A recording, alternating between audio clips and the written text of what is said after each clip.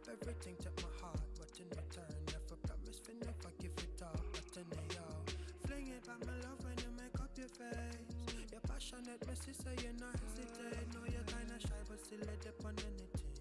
Standing at attention to the tempo where you sing, oh yeah. Your vibe is like a gentle breeze. You make me feel all kinds of things. The things I like about you most are way beyond what eyes can see. I must be honest though, I really like it when you love me slow.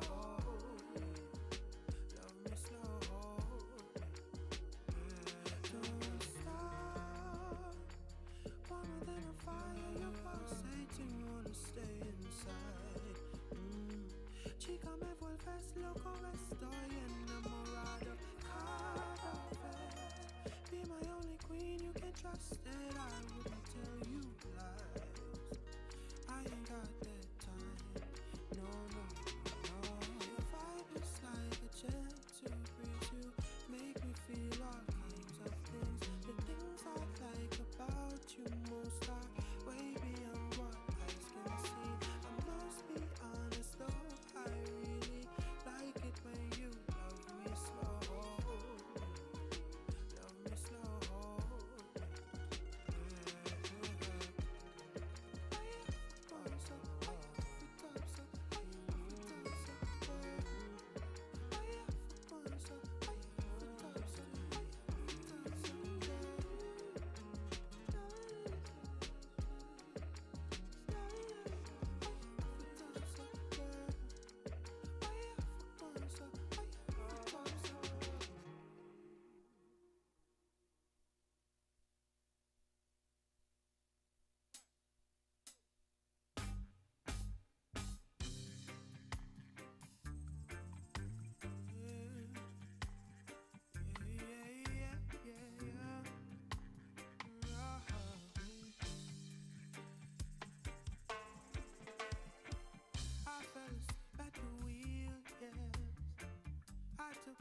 Off the road, searching for something to feel, yeah.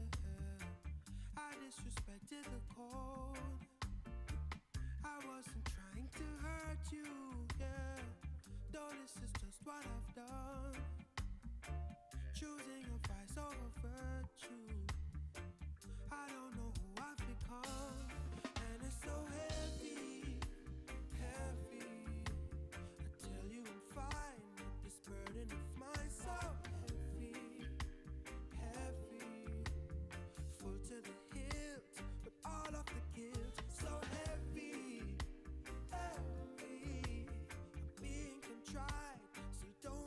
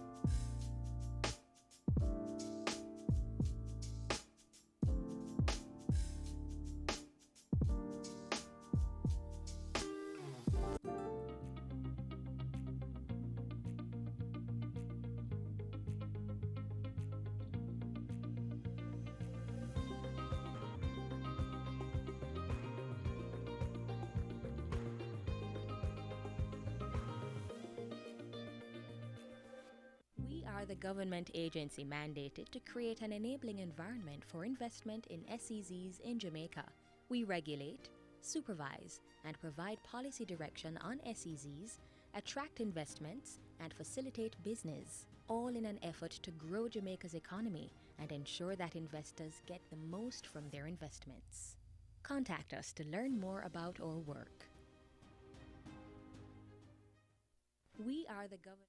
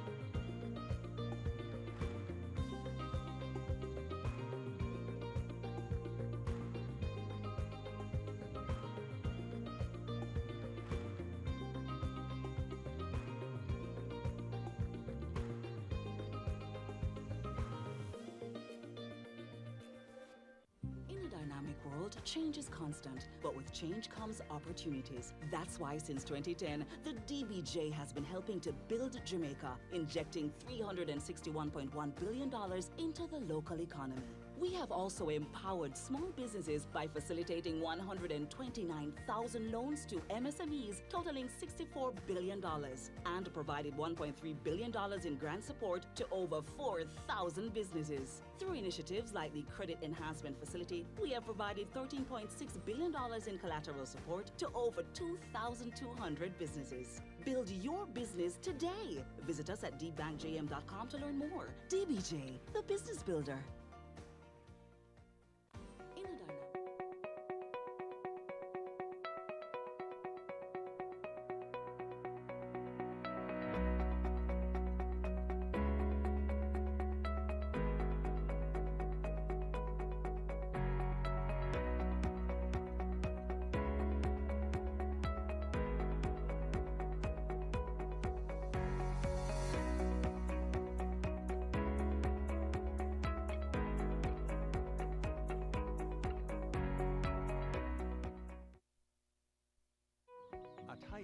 Farming is in our DNA, so we know the value of all you do. Whether you're an experienced farmer, the farmer just starting out, or the farmer looking to shake things up, we are here to support you at every step, providing high-quality feeds, chicks, farm supplies, and technical support whenever you need. From chickens to livestock to crops, choose Hi-Pro. Let's get it done together. You know Jamaica? Let's talk about Jamaica. Let's talk business. Let's talk opportunity, manpower, and stability. Let's talk infrastructure and location. Let's talk about manufacturing, agriculture, energy,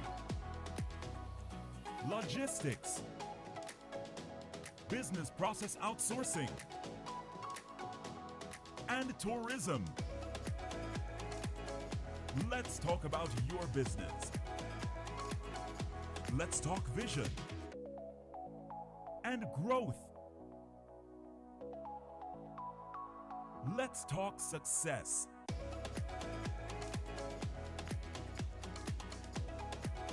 Now you know Jamaica. Enough talk.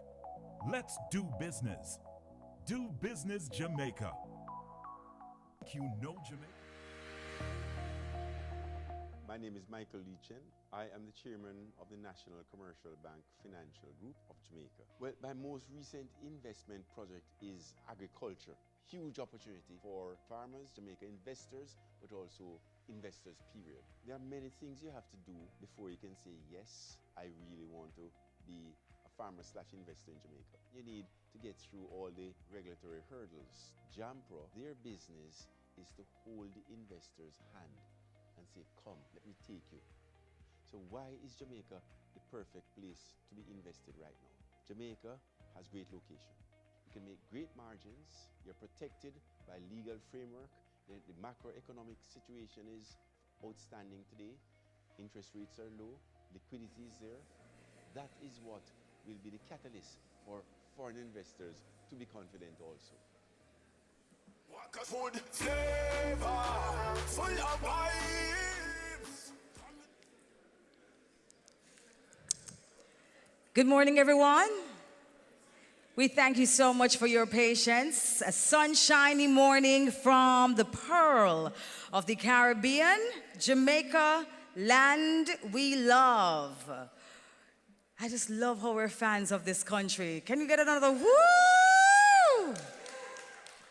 You know, they have a social media saying that says, can you imagine not being a Jamaican? But we have some Jamaicans that we've adopted inside here, because once you get into the island, you're now a Jamaican. You're leaving here officially a Jamaican. So if you're born a non-Jamaican, feel no way about it. You are now a Jamaican. Well, ladies and gentlemen, let me welcome you all to this day 2 of the Agri-Business Investment Forum, Sustainable Agribusiness, Global Reach, Local Impact. We had a wonderful day yesterday and nights of good food and musical festivities at our soiree. Anybody was at the soiree last night? We had a good time. Today is poised to be as impactful. A very special welcome if you're just joining us for the first time at this conference, or if it is your first visit to Jamaica. Do we have anybody here for the very first time? One person there in the back. Well, I do hope that you get a chance to touch, taste, feel, and take a little piece of Jamaica with you back home. Well, ladies and gentlemen, as we begin this day, we ask that we all stand for the playing of our national purr. We call it our national anthem. It will be sung by the multi-talented international singer, Mr. Steve Higgins.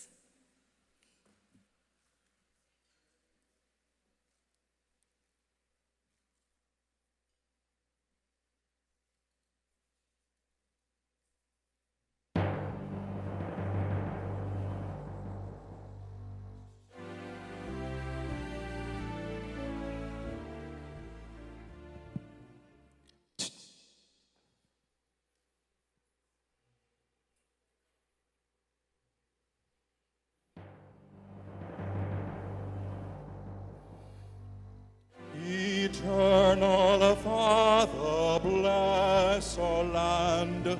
Guard us with thy mighty hand. Keep us free from evil powers. Be our light through countless hours. To our leaders, great defender, grant true wisdom from above. Justice, truth be ours forever. Jamaica, land we love. Jamaica, Jamaica, Jamaica, land we love. Teach us true respect for all. Stir response to duty's call. Strengthen us, the weak to cherish. Give us vision lest we perish. Knowledge send us, Heavenly Father, grant true wisdom from above. Justice, truth be ours forever. Jamaica, land we love. Jamaica, Jamaica.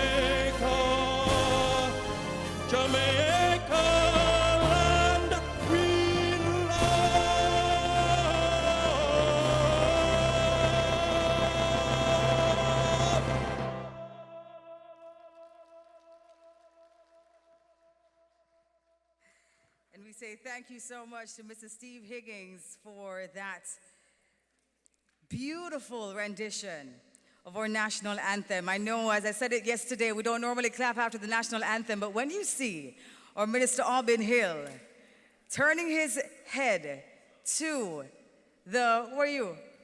The left, and looking at Steve and being like, oh my gosh. Round of applause. Can we all give Mr. Higgins a round of applause, please? Ladies and gentlemen, we'd like to specially acknowledge our Honorable Minister, the Honorable Floyd Green, Minister of Agriculture, Fisheries and Mining. Senator, the Honorable Albin Hill, Minister of Industry, Investment and Commerce. Our members of the Diplomatic and Consular Corps, Mrs. Sansia Bennett-Templer, Permanent Secretary in the Ministry of Industry, Investment and Commerce, Mr. Vivian Scully, CEO of the Jamaica Agro-Investment Corporation, Mrs. Tricia Williams-Singh, or Deputy Chair of the Jamaica Agro-Investment Corporation, we have with us this morning as well, Ms. Alexandra P. Davis, Commissioner of the Broward County, Florida, USA, and representative of Florida International Trade and Cultural Regional Partnerships. Again, joining us today, we have Mr. Orville Hill, General Manager, Finance, Procurement and Standards at the Jamaica Social Investment Fund, and the team at JSIF. Good morning. You can clap them. Yes, they're a hardworking team. Mrs. Clara Soot, Agricultural Specialist at the World Bank. We have with us Dr. David Lowe, Managing Director at the Jamaica Development Bank. Ms. Shalette Cox, our President at JAMPRO. Ms. Kelly Dawn Hamilton, CEO of the Jamaica Special Economic Zone Agency. Dr. Kerry Wallace, Executive Director at the Tourism Enhancement Fund. Other heads of agencies. Mr. Dave Fairman, Vice President of the Best Dressed Chicken Jamaica Broilers Group, other corporate partners, special guests, or media. We are streaming online, and I do believe that we have an outside broadcast coming to us through Nationwide. And so we say, ladies and gentlemen, everyone here, lovers of agriculture and Jamaica, good morning. We don't sound like we love Jamaica and agriculture. Let's do it again. Lovers of agriculture and Jamaica, good morning. That sounds a lot better. My name is Debbie Bassoon. I have the honor of being your host for this, or day 2, or final day of what has been a truly fulfilling first staging of the Jamaica Agri-Business Investment Forum. And I do believe the team here deserves a big, rousing round of applause for what they have done in the first year. Yesterday, we heard from our speakers. We had 2 robust panel discussions. We had a number of information sessions covering a vast range of opportunities available right here in Jamaica in our agricultural sector. And today, we are going to be having an even better day. And to set the day for us, at this time, we invite to the stage our CEO of the Agro-Investment Corporation, Mr. Vivian Scully. Please make him welcome.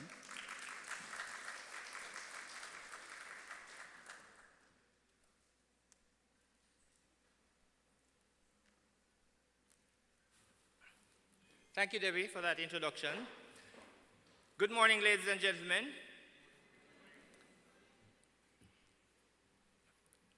With all protocols observed, it is my privilege to welcome you to the final day of 2 jam-packed days of the Jamaica Agribusiness Investment Forum. So, over the past 2 days, we have seen strong ideas, several practical solutions, and a renewed sense of what agriculture will mean for Jamaica's economy and for global markets. This morning, I especially want to acknowledge our Minister, the Honorable Floyd Green, the Minister of Agriculture, Fisheries and Mining. His consistent support for this conference has helped us bring together the right mix of partners, investors, and farmers. Minister, your belief in the role of agriculture as a driver of growth and your leadership of the ministry has been central to what we're building here. I also want to welcome Senator the Honorable Albin Hill. the Minister of Industry, Investments and Commerce, who continues to be a tireless advocate for exports, for investment, and our MSMEs in agribusiness. His voice has been critical in ensuring that agriculture is not just seen as primary production, but as a platform for value-added exports and global competitiveness. And he's been on the road tirelessly making that case across several countries with several agencies and with several exporters. Now, one of the most important outcomes of this forum is the launch of the Agro-Invest Deal Book. It's a practical guide to the opportunities available right now in our sector. It's not just a brochure, it's a pipeline of projects, investments around infrastructure, production, and agro-processing. These opportunities can change the face of agriculture. It will attract capital and create wealth for Jamaicans. We also heard from speakers and panelists sharing insights on projects and their successful marketing strategies. As we move into today's sessions, the focus will be on taking conversations we've had and translating them into commitments. Commitments that will strengthen our investment flow, expand our access into global markets, and deliver real results on the ground for our farmers, our agro-processors, and for our exporters. Ladies and gentlemen, thank you all for being here, and let's make today not just the closing of the conference, but the start of the next phase of building Jamaica's agricultural future. Thank you.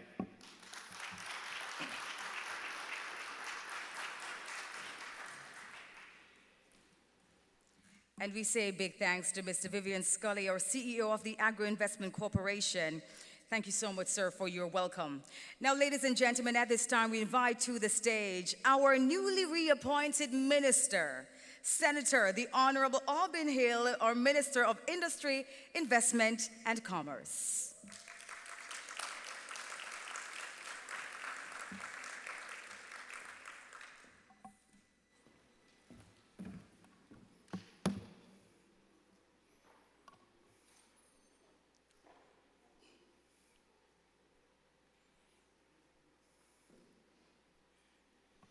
You know, well, let me start off where they say I must start off. The Honorable Floyd Green, Minister of Agriculture, Fisheries and Mining, good to be back with you in Cabinet. Mr. Green, congratulations on your very, very worthwhile win in arguably the best parish in the country, in Southwest St. Elizabeth. Them send all kind of people to come look after you down there, and boy, you just bust them up and come right back. Give them a round of applause, please.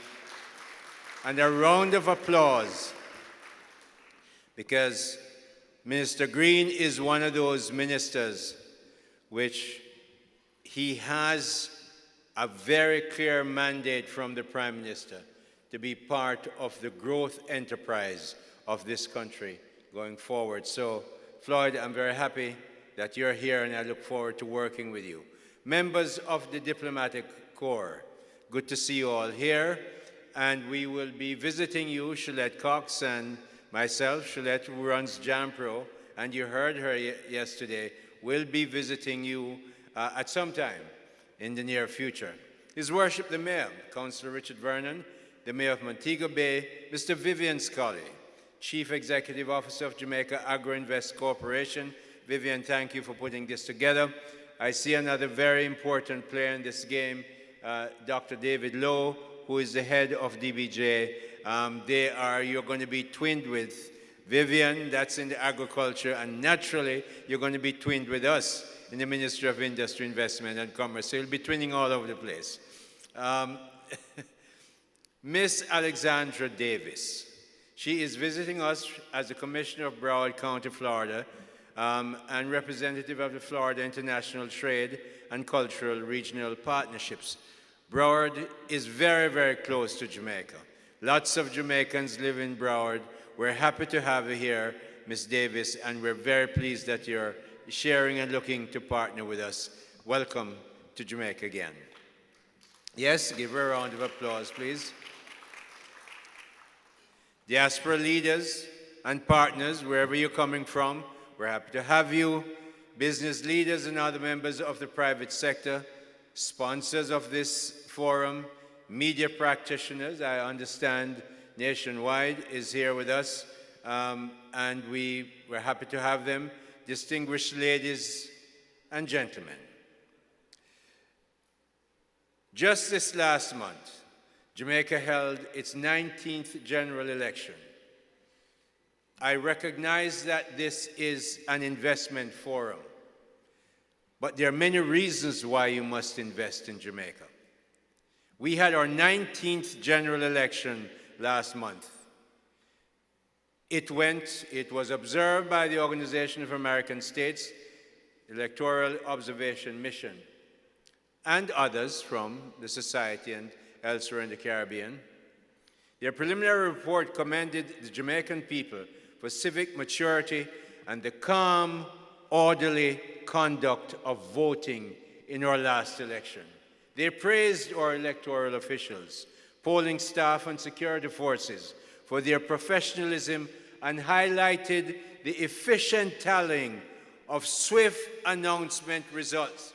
No next day business, no chads, no nothing. We vote, you put your hand in the ink, we count the vote, and by, I understand, maybe by 8:30, one radio station was calling it.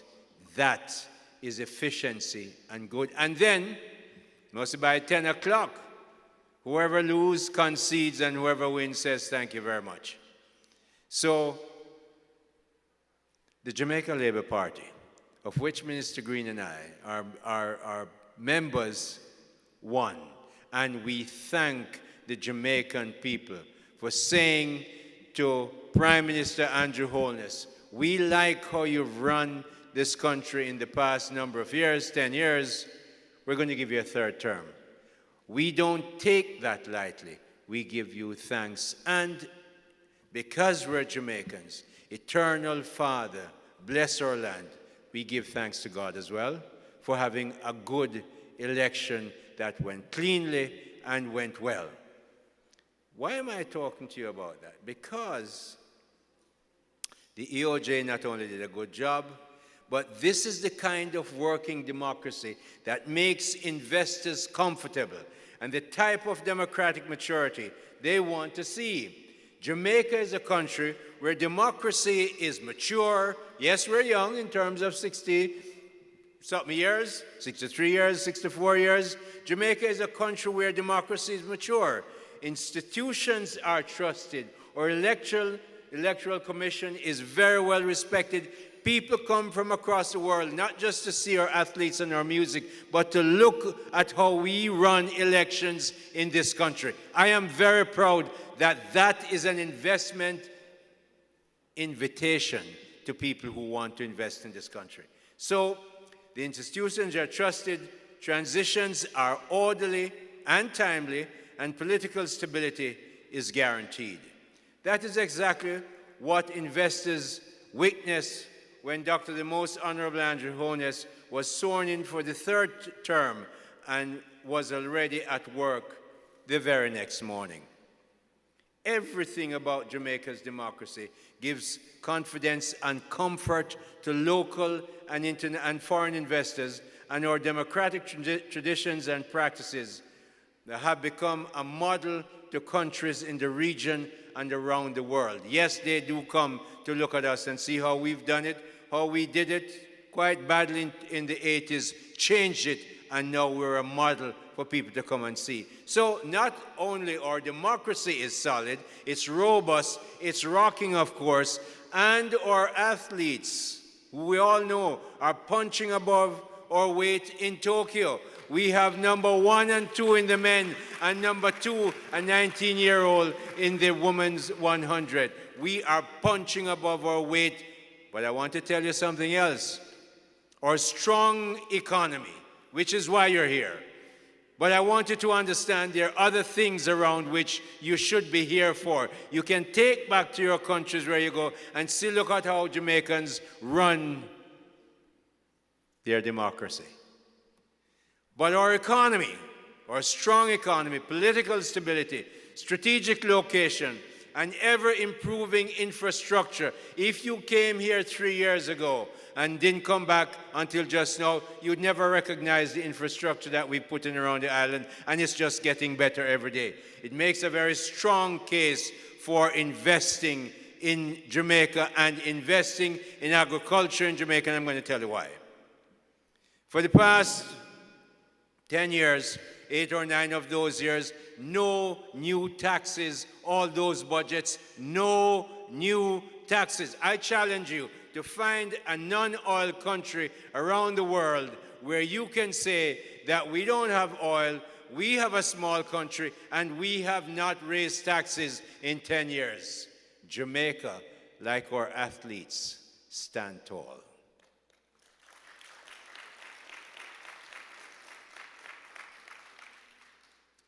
We have historic low unemployment. When the Prime Minister came to take over the government in 2016, unemployment was around 14%. If anybody at that time, when I joined the Prime Minister, I was then a senior advisor to the Minister of Finance, Mr. Audley Shaw. If somebody had asked me at that time, where do you think unemployment will be in 2025?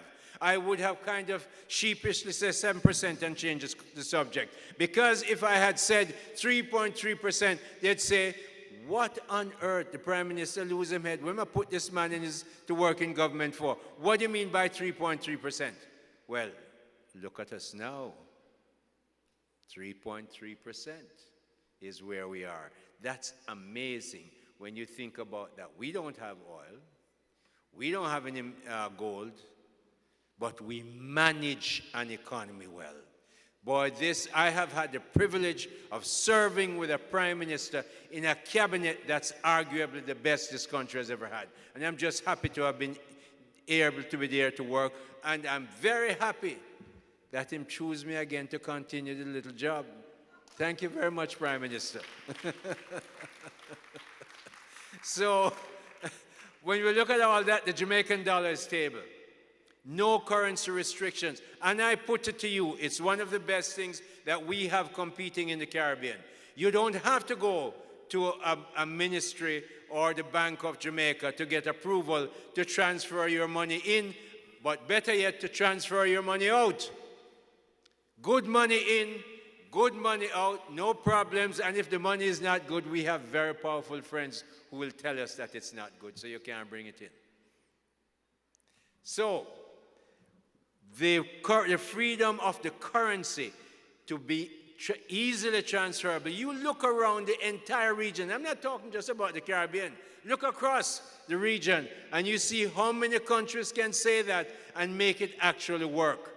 When we were going to make the Bank of Jamaica independent, they said, oh my heavens, the currency is going to go. I said, no, this currency is not going to hell. What is going to happen? We're going to manage inflation, and we, the Andrew Holness administration, gave our Bank of Jamaica one mandate: look after inflation. The range you must keep it in is 4 to 6%. And the only time it went out was in the pandemic. We kept within that range. We said we as the government will manage the unemployment. And as I said, at 3.3%, look at us now. The Federal Reserve, they have two mandates. One, to look after unemployment, and two, to look after inflation. In Jamaica, we're better than that. You look after inflation, Bank of Jamaica. We look after unemployment. Look at where unemployment is, 3.3%. Look at where inflation is. Inflation is 1.2% at a 57-year low and outside the lower band of the range that we give the central bank to manage. Clap, man. Give them a clap. Give the central bank and the government a clap. Because if inflation was 10, 12%, you hear how the government can manage the economy. So give them a clap. Give the government a clap. One more clap. Our net international reserves is at historic high, 6.1 billion US dollars. Billion US dollars. That means when in about 5 years ago, every month on the radio you hear, oh, we only have so much money to buy so much goods, 6 months of goods we have. Not anymore. You don't hear that question anymore. You don't even ask about if you can get your dollars or your pounds changed. We have the reserve. The reason why the dollar is stable is because we have a strong international reserve. Nobody dares to challenge the central bank because the central bank has the money. If you take a position to short the Jamaican dollars and the Bank of Jamaica decides that you're out of line and playing with the currency, you're going to get hurt because they have the kind of money to go into the market and make sure you get hurt if that's the position you're taking. That's how we manage the economy. It's really very good. Debt to GDP moved from 147% in 2013 to now 62%. 60% or less is where we're going. We thought we'd get there by 2028 because of pandemic. We're going to get there apparently well ahead of that time. Economic growth in the last quarter was 1.1%, coming off of Beryl, where we had a lot of rain. Transshipment advantage is great. We're proximal to the biggest economy in the world and right next to the Panama Canal. This is the place to set up the logistics hub that we're working on. It's going to help agriculture. The Cayman Special Economic Zone is being there to put that together. Harmony Cove in Trelawney. We just put in an investment. As the Minister of Investment, I need to tell you this. The long-term pioneering and project investment, which means that if you bring in $1 billion, you go to the Jamaica Special Economic Zone or the Ministry of Finance and see what the benefits you get. You don't have to know somebody. There's no corruption. You bring in that kind of money, you can invest and you get what you have to do. These are just a few reasons why investors choose and must choose Jamaica, but there are some for agriculture, particularly for agriculture, which the Prime Minister has designated as a major growth sector. Minister Green is going to tell you all about that, but there's just one thing I want to mention, because it affects both of us from where we live. When I was in the Ministry of Economic Growth and Job Creation, when you're being groomed to be minister, somehow the Prime Minister find a place for you in his ministry. So I had that, and I was handling water, and I was handling land and all those things. And one of the things I did was I worked with 3 French ambassadors ago to say, look, we need a grant to study irrigation in southwest St. Elizabeth, the constituency that Minister Green represents in Jamaica. And we got the French, they brought in the people, the canal consultants, resident in Panama, I think, or Peru, and they brought them here, did this study, look at using solar energy to pump the water from our largest river, Black River, up the Santa Cruz Mountain 3 levels, and will gravity feed it down to water all that section of St. Elizabeth from Treasure Beach right up to Flagaman, Top Hill, and so on. And on the eastern side in Frank Witter's constituency, I also work with the British government and the Caribbean Development Bank. They put in £33 million to help us put in the Essex Valley irrigation. So all of South Jamaica is going to be irrigated. You can put in your covered agriculture. Minister Floyd is going to tell you everything about all the places you can invest and what that means to make the linkages with our hotels work. We have one of the biggest markets here. It's called our tourism and hotel business, where linkages will come. So when you look at the 210 hotels that we have, maybe 35,000 rooms at the moment, and building a whole bunch more, another $5.4 billion in investment going into hotels. This is the country that you need to be in. We are growing. We make it easy for you to invest. We have people Prime Minister has made it sure we're going to move all the obstacles out of the way. If you need technical people that are good, you will get them through the Ministry of Labor and Social Security once you make your case.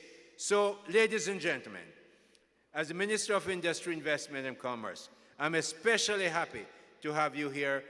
We have 20 agencies, one of them you know, JAMPRO, which you've heard yesterday. We're all here to help you to make sure you can invest well. Orchard crops are big. You must have heard about them yesterday. It's ackee, avocado, breadfruit, mangoes. We have spaces for you to grow them in. And we have policy support from the government to make sure, for instance, the productive input relief, if you're going into agro-processing, you have a factory, you register with the Ministry of Industry, Investment and Commerce. We work with the Ministry of Finance to make sure all the machinery and materials you're going to put in your factory can come in duty-free, because we want to make sure you set up your factory here. You know how well that was? It was in 23-24, we gave the benefit of 78.5 billion Jamaican dollars for duty allowance. So you don't have to pay that duty. You put that in your company as your working capital. In 2022-23, it was 88.5 billion. In 21-22, when we had pandemic, we raised it to $109 billion that you don't have to pay duty on. This to me, man, this is the place to be. Jamaica is a country where democracy works, where the economy and currency are stable, and where agriculture is rising to its rightful place as a driver of national wealth. I invite all investors, both local and international players, to invest in Jamaica's agriculture and agribusiness sector. Join us as we produce to feed much more of our tourists, expand exports, modernize farms, and build property for all Jamaicans. Ladies and gentlemen, I encourage you to choose Jamaica. Thank you very much.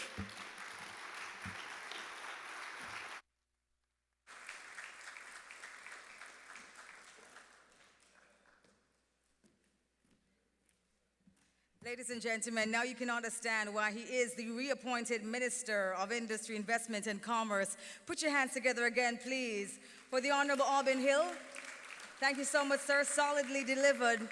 Jamaica's democracy continues to serve as the invitation to the world to choose Jamaica. And we're very happy that we've come so far, and the infrastructure that we now have has made way for a number of advancements. We're talking about agro-parks even. We have agro-parks in different parts of Jamaica. We have almost what? We have 10 already, right? We have 10 agro-parks, and we have the mission of ensuring that every single parish in Jamaica has an agro-park. And we have all of our crops in demand around the world. Yesterday, Dr. David Lowe told us about the vodka. The yam vodka. Minister, I don't know if you've heard about the yam vodka, but we're gonna work it out. We have to see made in Jamaica on that bottle very, very soon. And so much more. Or jerk sauces. Chef Simpson in the house. Jerk sauces, yes. Our Walker's Wood ambassador is here. And he has been championing everything Jamaican in the kitchen with celebrities from all around the world. So we have so much to be grateful for and so much to look forward to. And we're happy that we can do so.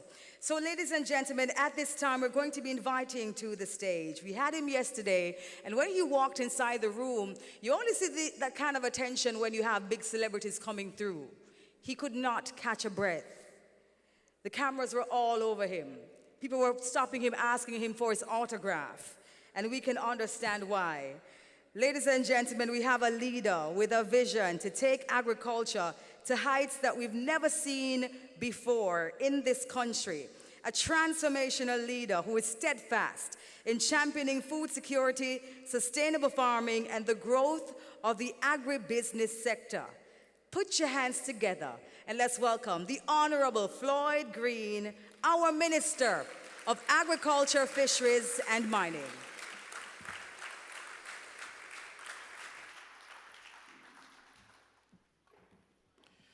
Thank you very much. Can we have a big round of applause for Debbie Bissoon Isn't she excellent? She is really, really superb at what she does. I think we have now adopted her as a part of the Ministry of Agriculture, Fisheries, and Mining. And if you don't know, she has a wonderful program on TV around agriculture. Anybody knows that? Debbie and her sister, Farm Chicks. So, Debbie, I'm not going to charge you, but you have a lot of investors in here, and you do tell wonderful stories, so we look forward to Farm Chicks continuing. My colleague minister, Senator the Honorable Aubin Hill, our business minister, the Minister of Industry, Investment, and Commerce. I'm happy that we're back together. I'm very, very, very happy that we're back together. I'll say a little bit more, but let me go through the list. And please see with me. I know our permanent secretaries are here, Mrs. Sansia Bennett Templer. I know Pierre Spence was here yesterday. He had to go because we are swearing in a state minister today. Miss Alexandra Davis, the commissioner from Broward County. I'm very happy to have you here. Happy to have met you just a while ago. I look forward to talking with you a little later. Mr. Keith Copiel, our partners from ECA, who is here. Of course, we couldn't do this without a board of directors. And we have our deputy chairperson for the Agri-Invest Corporation. If you've been here, I know you've all met her already because that's how she is. Mrs. Trisha Williamson. Can we give the board a big round of applause for making this happen? The entire team from the Agri-Invest Corporation, Mr. Vivian Scully. I want to give Mr. Scully a big, big hand. Not easy to pull out something like this. Dr. David Lowe, I caught some of your presentation yesterday. It is so refreshing to have a managing director of the Development Bank of Jamaica who is an agriculturalist. Yes, so you know what that means. We are expecting all the money to flow into agriculture. Our Consul General is here. What a wonderful suit you have on.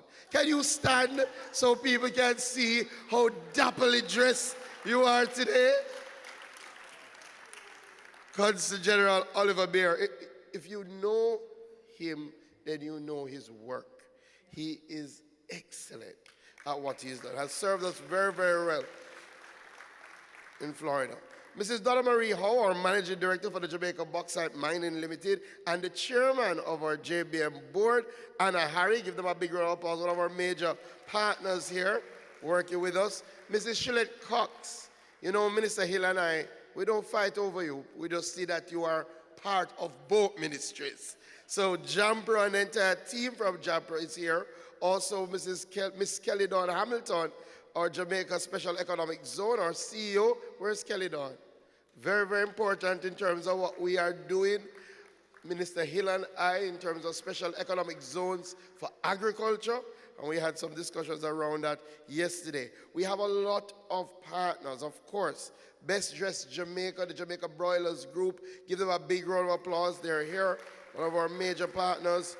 Mr. Edmondson from RADA and the team from RADA, happy to have you here. If you don't know, RADA is our extension services.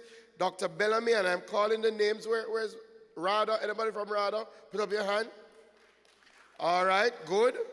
Dr. Bellamy, put up your hand so that people know how to find you. Fisheries Authority, I know some people have already been having those discussions. And we do have the CEO of the Stock Exchange, Mr. Morrison. Very, very happy to have you here. I don't know if this is your first official, but again, because agriculture brings out the big guns. And we do have a social stock exchange, and we have been using that to move some agricultural projects. I know members from the tourism team are here. I don't know if Kerry is here today, but I know members. Dr. Wallace. When you say tourism, you say big money. Big round of applause. Good to have you here. Excellent partners. All our other members of the ministry or agencies are chief technical directors from the Ministry of Agriculture, Fisheries, and Mining, members of the media, sponsors, exhibitors, investors, students, ladies and gentlemen. Good morning, everybody. So I had to do that extensive protocol list because it takes a lot to get something like this off the ground for the first time. And I must start by saying how honored I am and humbled I am to be here, to be one, returned as Member of Parliament for Southwest St. Elizabeth, and then because of that, getting the opportunity by the Prime Minister to again serve as Minister of Agriculture, Fisheries and Mining. You know, when we launched in May of this year, and I spoke at the launch, I said I was so happy to speak at the launch as Minister of Agriculture, but I would be even happier to speak at the event as Minister of Agriculture. Thank God that those prayers have been answered, and we are here today at our first Jamaica Agri-Business Investment Forum. And we're here at a very important time for agriculture in the world, but especially in Jamaica. We have been through a tough year last year. We went through Hurricane Beryl. We went through non-stop rains in November. And normally when you tell that story in relation to agriculture, you tell a sad story. Thankfully, we can tell that story, but tell it as a happy story. Because what we are now seeing is that we are building resilience in our agricultural sector. Clearly, we don't want to have storms like Hurricane Beryl, but we want to ensure that if they do happen, as they ultimately will, that we can build back stronger and we can build back better. And what we have been seeing from our agriculture sector is that resilience being built into the sector. So despite the difficult year last year, despite the fact that we lost about $7 billion in our agricultural enterprise, I can say to you that in January to March of this year, we were already back to growth in agriculture. What used to happen, and we can look at our past experiences after Hurricane Ivan, it took us maybe 2 years, 2.5 years to get back to those production levels. Not only did we get back to growth in the January to March quarter, but in that January to March quarter, we reached our highest levels of production ever recorded in Jamaica in that quarter. And that was 221,000 tons. But we didn't stop there, because we surpassed that. And for the first time in our history, in a quarter, we passed 230,000 tons in our April to June quarter. And I think our farmers and our agricultural investors deserve a big round of applause. We grew 13% in that quarter. And thankfully, we are seeing some of the sort of investments that we've longed for in agriculture. In fact, if you look at last year and you look at the profile of the major investments that Jamaica saw, they were agricultural-related investment. I could speak about Caribbean Broilers Group and their $15 billion investment in the nest, bringing in the first air-chilled facility in this region. Or I could speak about the Jamaica Broilers Group, and right before the general election, the Prime Minister and I were cutting a ribbon with Jamaica Broilers for $8 million US investment in LNG to ensure that what they do more efficiently. I think we are truly now on the cusp of really recognizing and realizing the true potential of our agricultural sector. But the only way that can happen is if the government takes a targeted approach to catalyze those investments, and that is why we are here. The Jamaica Agribusiness Investment Forum was conceptualized to give an opportunity to marry capital with opportunity in agriculture. And when I sat with JSIF, and I want us to give JSIF a big, big round of applause, because the majority of the funding for this has come through JSIF and a project with the World Bank and our international partners. And when I came back to the Ministry of Agriculture, I sat with Brian. Is Brian here? Brian, let's stand up and take some praise. I know you like to stay in the background. Is Brian Smith here? Don't see him yet. When I sat with JSIF when I came back to the ministry, and we said, what can we do for agriculture under our Ready 2 project? I said, we do need a forum that outlines the opportunities in an easy-to-reach way, that targets investors from near and far and say to them, there are real opportunities and potential for you to maximize your profits, for you to see real returns on those investments in agriculture. And as such, this was born. And it took us some time to bring it to life, but we are here today. And based on my conversations with everybody who I interacted with yesterday, it does appear we are off to a wonderful start.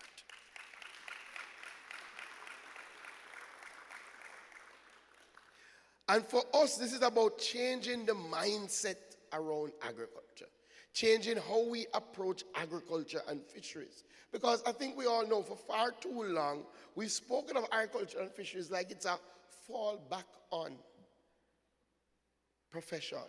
Like you can't do anything, so we're going to do some agriculture. No. Some of our biggest companies are agricultural-based companies. Some of the biggest companies in the world are agriculture and fisheries-based companies. So we are changing that conversation. And we started changing that conversation under our new phase of food strategy, which focuses on food security, agribusiness development, climate-smart technology, and export expansion. And you will see how all of that ties into what we're doing here today and what we did yesterday. So, yesterday we would have launched our deal book. And again, clap the Agri-Invest Corporation.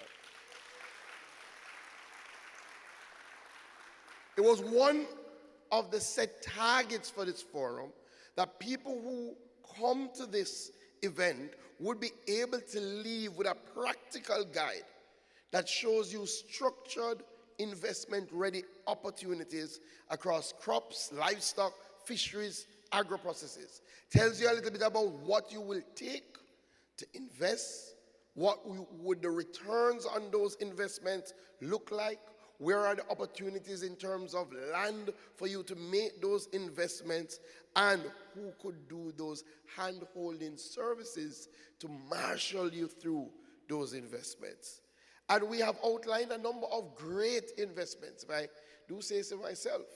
Our Southern Plains Agricultural Project with our Southern Plains Agro Park.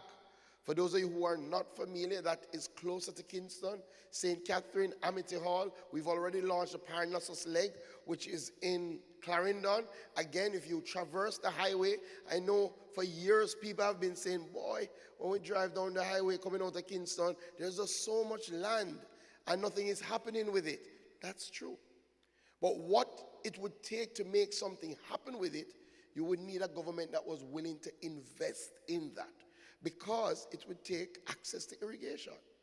And as you drive down that highway now, you may see a big pond and wonder what is happening there.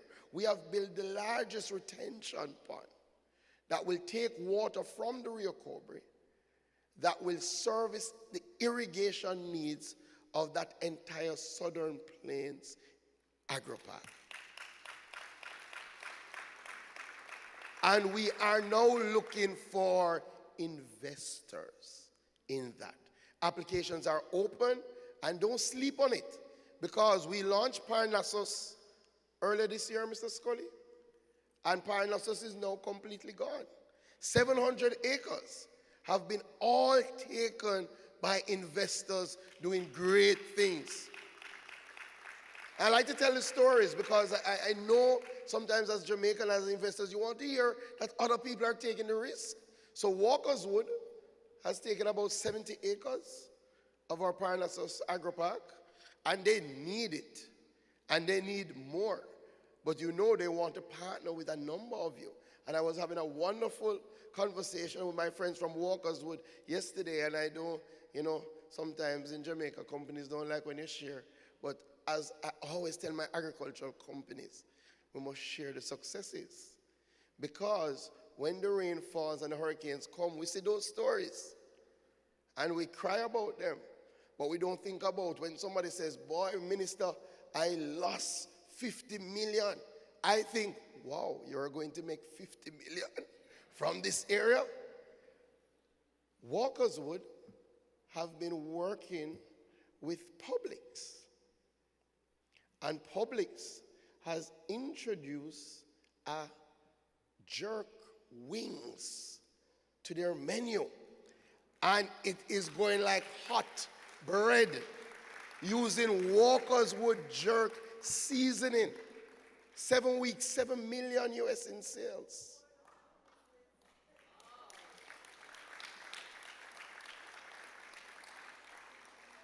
These are real examples happening right now. Another wonderful gentleman, his name slips me now, but I'm sure it will come back to me, that I met at the launch of Parnassus, is one of our diaspora investors. Not an agriculturalist. Literally said he's been following the Ministry of Agriculture. He's been hearing about the potential. He wanted to come back to Jamaica, but he wanted something that he could make real money from, and invested in 90 acres, which is a combination of Scotch bonnet and orchard crops, ackee, mango, avocado, and was planting out tremendously. It's expected to plant out that entire 90 acres by the end of December. And you know how God is good. As I came in and I was talking to Walker's Wood said, boy, I met another investor in Parnassus, and they can supply us with the peppers that we need. Agriculture has tremendous potential now to generate wealth, and we must not be afraid to speak about it. So the deal book will show you some of those opportunities, and I could go through so many. You know, we have a specific program around small ruminants and our goats. And remember, as much as I speak about the potential of exports, and I'll say a little bit more about that, remember we have a big market right here. We already import about 70% of what we consume as goat meat. It's actually not, it's mutton, sheep. $1 billion industry in Jamaica. And that's why the government has been catalyzing the investment in our goat sector by doing a small ruminant development program, where what we have done is to remove the taxes from bringing in breeds of goat that we want to use to drive the genetic quality of our goats here. And under that program, we've already seen private investors bringing about 800 goats. And the government itself has brought in about 300 goats. And we're not just targeting our meat sector. There's a huge industry for goat milk. And I don't know, some of you never grow a country. I grow in country. And my grandfather believed in goat milk, boy. Him said solve every problem. When I went to his house, I had to. It was non-negotiable. It's either not going to look for him, but once I go look for him, somebody was going outside, milking the goat, scalding it, and giving me goat milk. And if he was alive, he would say, that's why I look so young and fresh now. Right? You pay about $400, almost $500 for, let us say, 500 milliliters or liters of cow's milk. Same size, $1,200 for goat milk. Tremendous potential. And I haven't spoken about goat cheese. And you should look at the Outland Herder story and what they've been able to do with goat cheese. So there's a lot of areas for expansion that could segue into dairy, and the fact that we used to consume about 30 million up to 40 million liters of cow's milk each year. We're now about 12 million. But the demand is still there because the world has gone back to fresh. There was a time that the world moved away from fresh. But now we recognize that fresh is in. And that is why True Juice, through their True Milk, is pumping millions into dairy expansion. I tell all of these stories because I want you who've come to this conference to leave here either investing more because you're already investing, or investing for the first time. And what we guarantee in this conference is that the government is here to support you. This is not a government that talks about agriculture and doesn't do the work. This is a government that is putting the infrastructure that we know is necessary to reduce the cost of your investment so that you can maximize your profitability. So when we do Southern Plains, that is what we're doing. Essex Valley, our largest ever irrigation project, 1,200 hectares of land going to be under irrigation support. We've already done all the pipelines. We've already dug 5 wells. We've already put in some of the facilities for you to do your processing. We expect that Essex Valley will be on stream by the first quarter of 2026. Massive investment. And all of these investments now come. Essex Valley does have the largest agricultural solar energy plant to drive the production of that irrigation water in a sustainable way.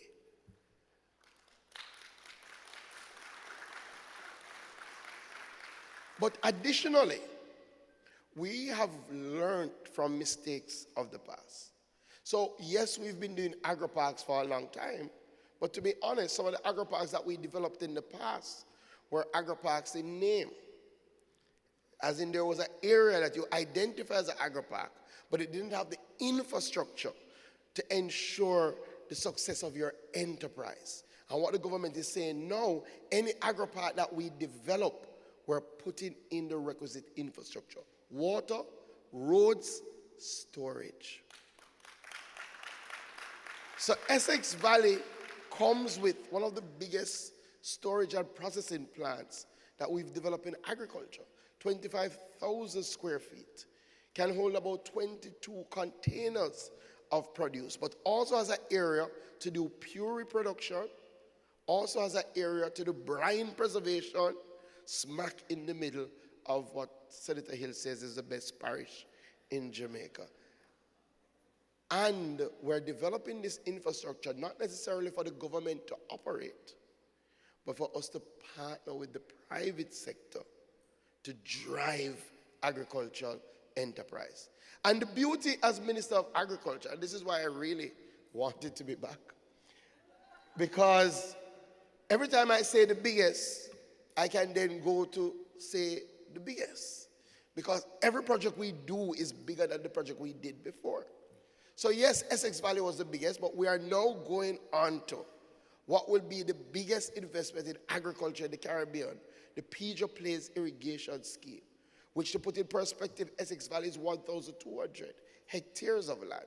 PBCJ Plains will bring on the irrigation cover 4,000 hectares of land in our most productive part of Jamaica, South St. Elizabeth. And thankfully, we've already broken ground for that. We've already started construction of the site office. We're finalizing the final designs. That will take water from the Black River and irrigate all of South. And South St. Elizabeth is already our highest productive zone without access to water. Imagine what will happen when we provide the water for that area.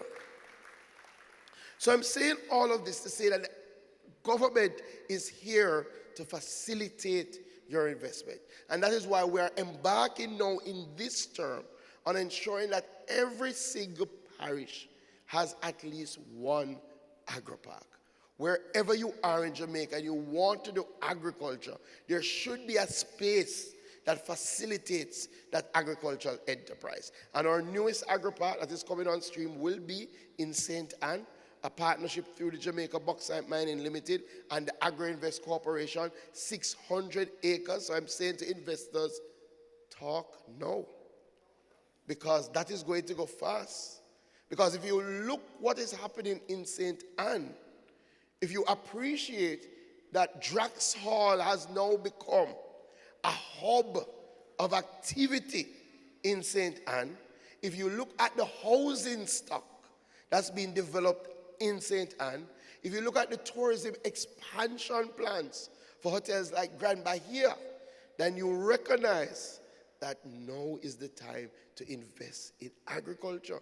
Because I say it all the time, no matter how you're big, no matter how much money you make, you have to eat. And somebody is going to provide that food and make that money. So we are really bullish on ensuring that we have those agri-parks established. And I have said in all of those agri-parks, we're going to make special accommodation for youth, for women, So 25% of all of those lands are specially earmarked for youth, earmarked for women to be accessed under special terms. And part of what we're doing for youth in those agri-parks is, again, we're going to cut the rate of lease in half for them for the first 2 years. We're going to give them free land preparation for the first 2 years. We're going to give them free input for the first 2 years so that they can really take those 2 years and set up strong, thriving agricultural enterprise and then embark on their future. So now is the time to invest. And Dr. Bellamy would kill me if I didn't speak about fisheries, because we have been sleeping on investments in our fisheries sector, quite frankly. You may not know, but Jamaica has one of the highest consumption rates of fish in the Caribbean and in the world. We consume 26 kilograms of fish per person each year. The worldwide average is 20 kilograms. Unfortunately, the majority of that which we consume is imported. We can fix that. We've started to see tremendous investment in freshwater fish farming, which we believe has tremendous potential. And if you know anybody who is in tilapia farming, just ask them. They do not have enough to satisfy the market. In fact, the person who got Farmer of the Year at Denby this year is a fish farmer and runs an operation that he opens 365 days a year. Not even Christmas does he close, because he says the demand is so consistent that if he closes one day, the backlog is too much for him. And just to put it in perspective, when I went to visit his farm, I went about 11:30, and Senator Hill, he was nowhere to be found. Him say him don't operate at those times. Him finish sell and go and relax for the rest of the day. So I have to make an appointment if I'm coming at those times. I'm dead serious. Tremendous potential and opportunity in our fisheries sector. And just like every other area, what is the government doing? We are looking to facilitate you. So we're building a new state-of-the-art tilapia hatchery. We used to produce about 1 million fry per year. We're going to move that to 5 million fry per year. So you will always have a source to get what you need to drive your enterprise. But that's just fish. In fact, we've started a pilot project now focusing on marine fish. So, Minister Hill, you might not know, but as it is now, we've started a project in St. Thomas where we're developing cage culture, growing out red snapper in the sea for resale. Again, a huge red snapper market. But remember, that's just one aspect. What about fish feed? Why aren't we seeing more enterprises going into developing the feed, especially utilizing local resources to develop the feed that we need to drive our fisheries sector, our livestock sector? Tremendous potential are out there. And you may have heard one of the big projects for this term is that we're taking the same approach to our agri-parks to aquaculture. And as such, we're going to develop our first ever aquaculture agri-park, where you will be able to go in a shared services model to lease ponds to develop your aquaculture enterprise. And again, not just fish. We've developed a shrimp hatchery, a prawn hatchery, if I am to be completely correct. And we've grown out our first cultures, and we are now distributing prawns and selling prawns. Everything I said about fish, think about it on a broader scale. Shrimp, oysters, sea moss. Do you know that Jamaica's sea moss is one of the most sought after in the world? And we now are growing sea moss in parts of St. Anne. We've taught our fishers how to grow, harvest, package, and sell. And it's not just sea moss to utilize in food, But if you don't know, when it comes to your skincare regimes, Jamaican sea moss is the best. I say all of these things again to reiterate the potential that we have.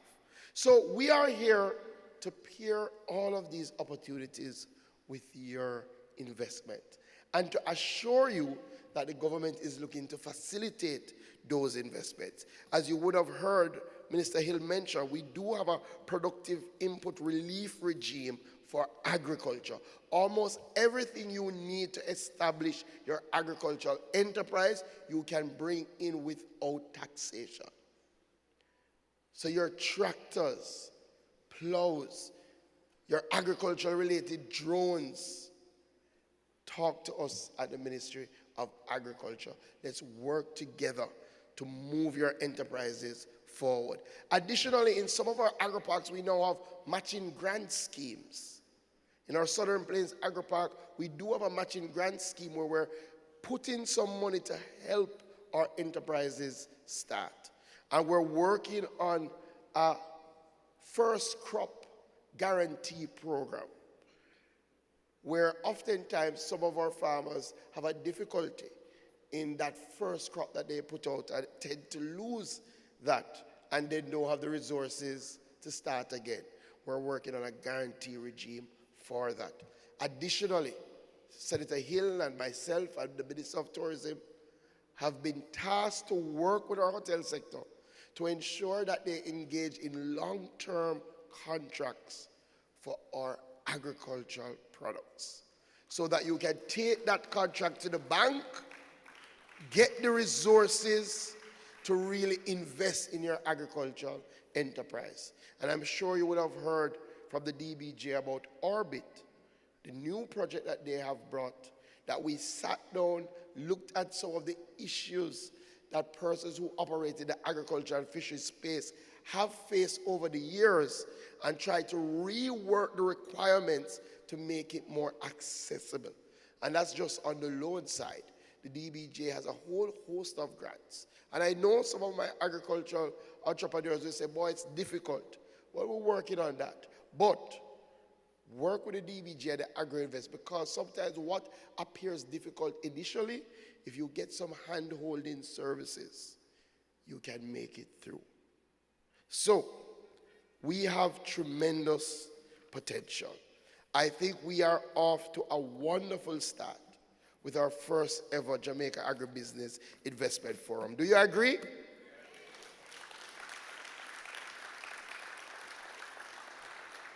So I guess it would be fair for me to say that our next Agri-Investment Business Forum will be in 2027. We are going to continue this. Every 2 years, we will have an engagement of this nature that will pair capital with the investment opportunities in agriculture. This is one of the ways we're going to drive and move agriculture and fisheries forward. So thank you for coming out. Again, I'm very happy to be here. We have a lot of work to get done. And I just want the Prime Minister to recognize that Minister Hill and I are ready, and we've hit the ground day one, and we're here. God bless you.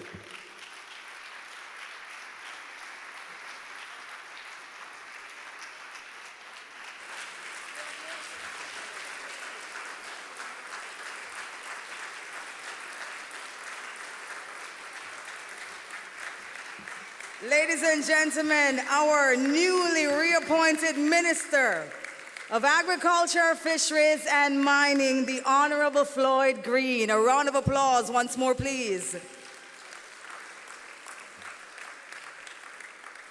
And as our reappointed minister, this was his first presentation. So, we're very, very happy to have you back here, sir. You said it at the launch, you wish to be here. And I'm happy that you were able to be here in this capacity.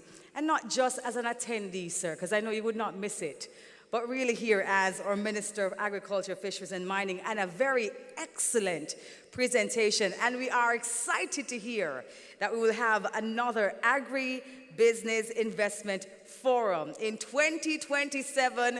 Register now. Register now and secure your place.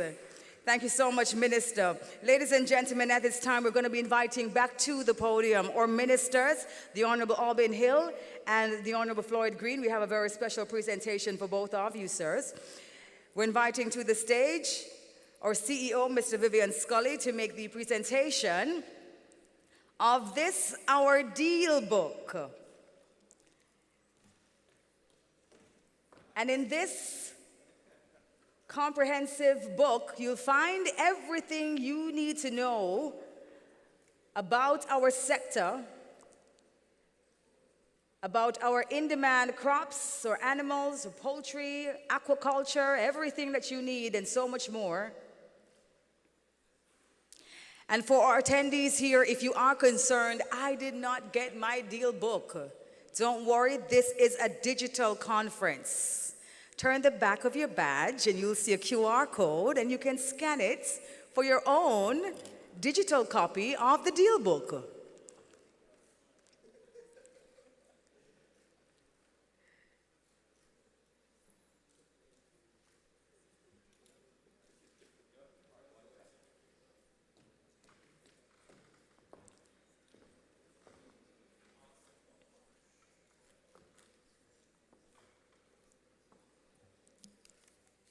And we're seeing some images there of the deal book. Can we have the presentation be played again?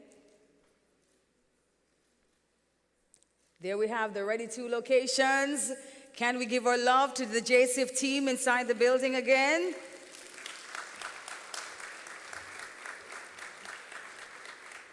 Please ensure that you scan that QR code on the back of your badge for your own copy of our deal book.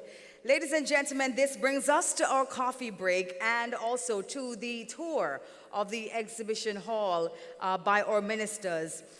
So we are going to be having the coffee break. We're going to be pausing in this room for about 15 minutes, allowing as well for our ministers to tour the exhibit hall. Thereafter, we're coming back inside here for our very first panel discussion. And everybody's doing the mass migration, but you're going to miss out. Global reach, local impact collaborations in cultural sector through strategic partnerships in key markets. That's our first panel discussion coming up in 15 minutes. Your coffee break begins now. Thank you.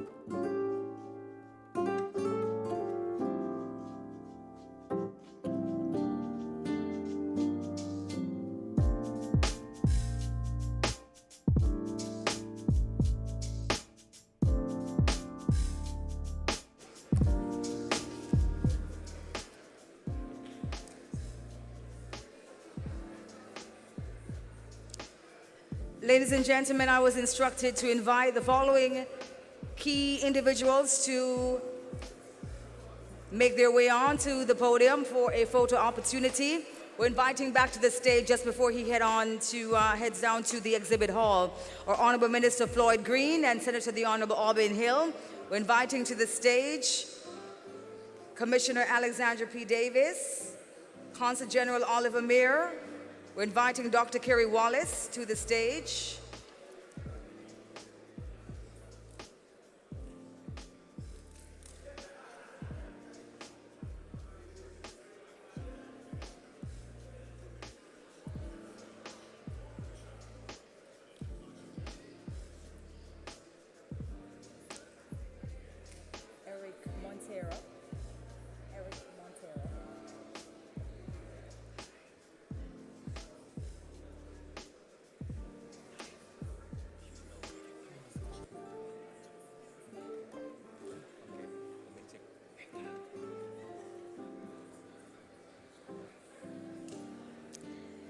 Again, we're inviting our Honorable Ministers to the stage. The Honorable Minister Floyd Green and the Honorable Auburn Hill. We're inviting to the stage Consul General Oliver Meir, Dr. Kerry Wallace.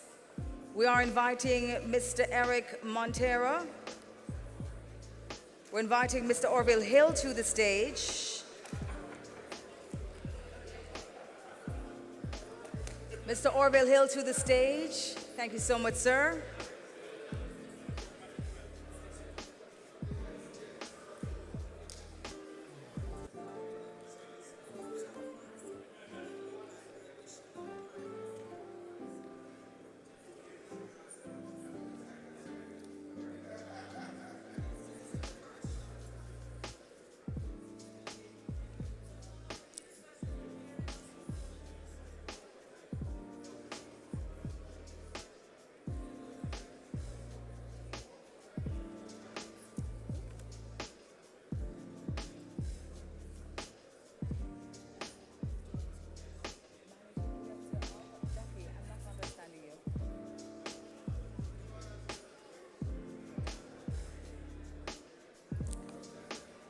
We are inviting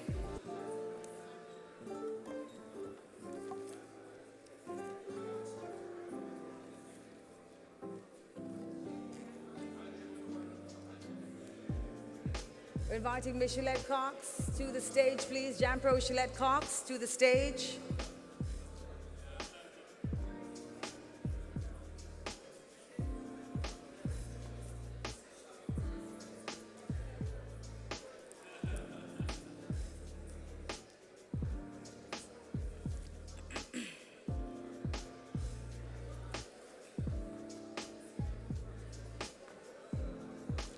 Photographers, this is your time. Photographers, this is your time.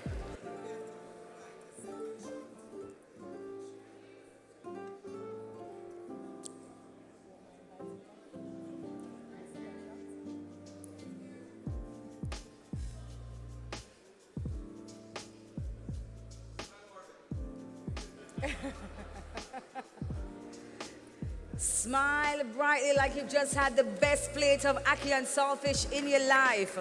Please stand by, please. We have another photo. Ministers, we're inviting you to stand by, please.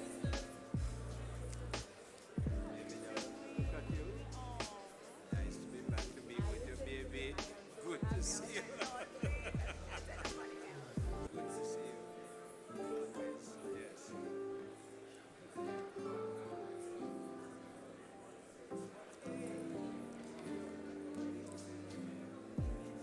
So, ladies and gentlemen, we have paused for our coffee break. We're not going to be long for our attendees on the inside here. We want to resume momentarily. We have a very important panel discussion coming up. We are going to be looking at global reach, local impact collaborations in the agricultural sector through partnership in key markets. Our ministers will be going to the exhibit hall to tour at this time. We ask that you do allow them to do so with ease. And we ask that attendees remain here for our first panel discussion. Have your teas, your coffee, and you're back here in 10 minutes.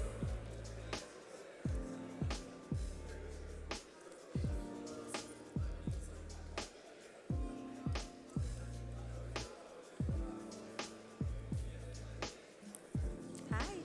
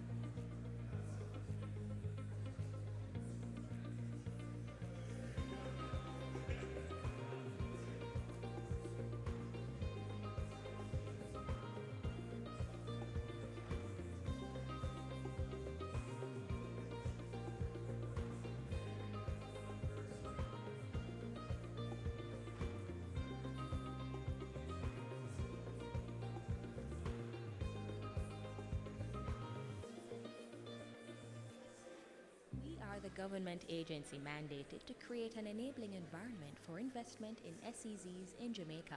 We regulate, supervise, and provide policy direction on SEZs, attract investments, and facilitate business, all in an effort to grow Jamaica's economy and ensure that investors get the most from their investments. Contact us to learn more about our work. We are the government.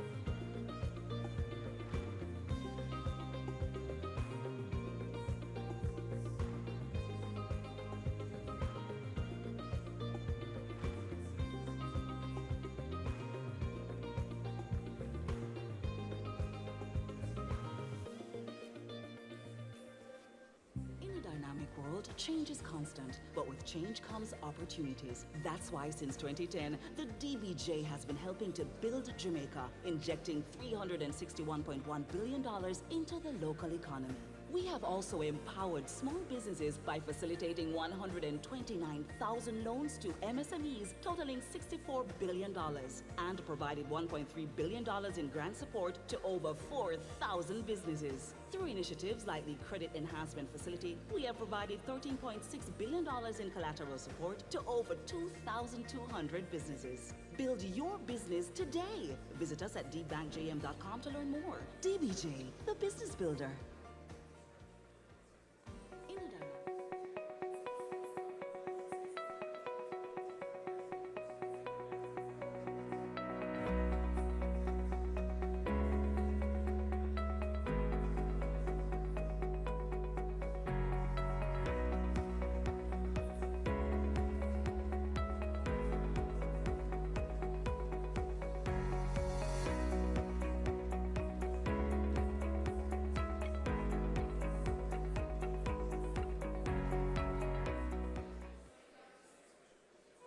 At Hypro, farming is in our DNA, so we know the value of all you do.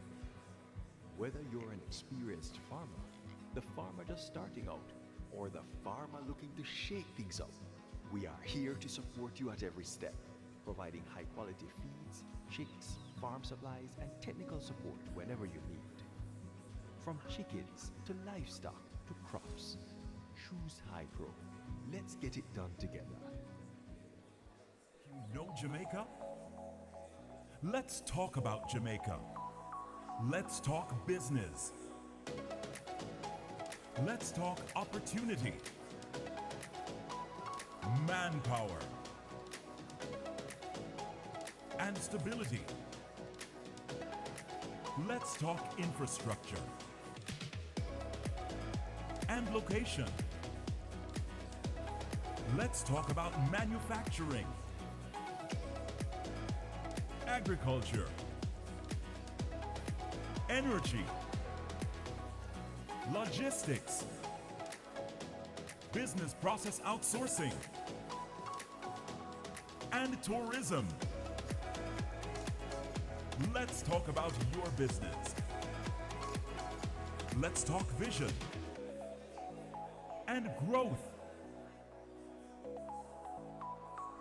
Let's talk success.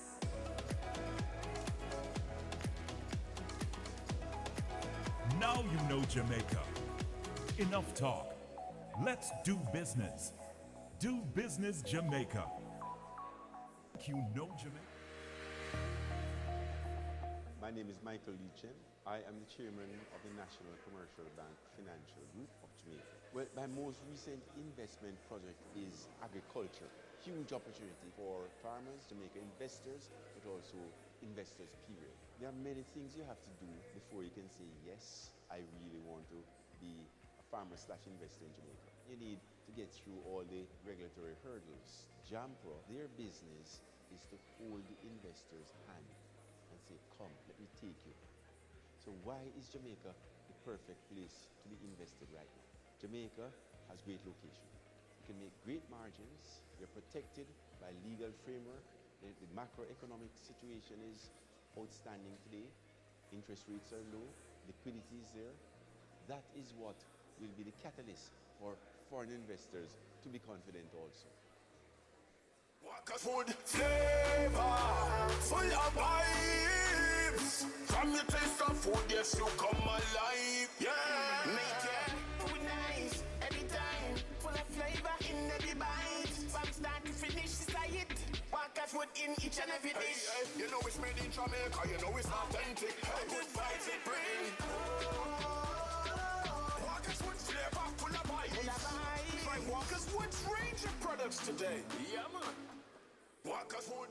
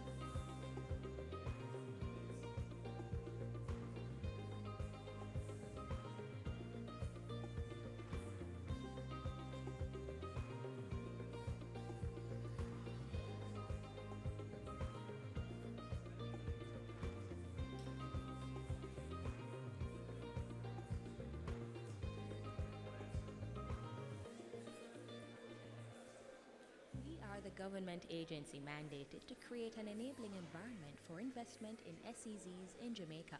We regulate, supervise, and provide policy direction on SEZs, attract investments, and facilitate business, all in an effort to grow Jamaica's economy and ensure that investors get the most from their investments. Contact us to learn more about our work. We are the government.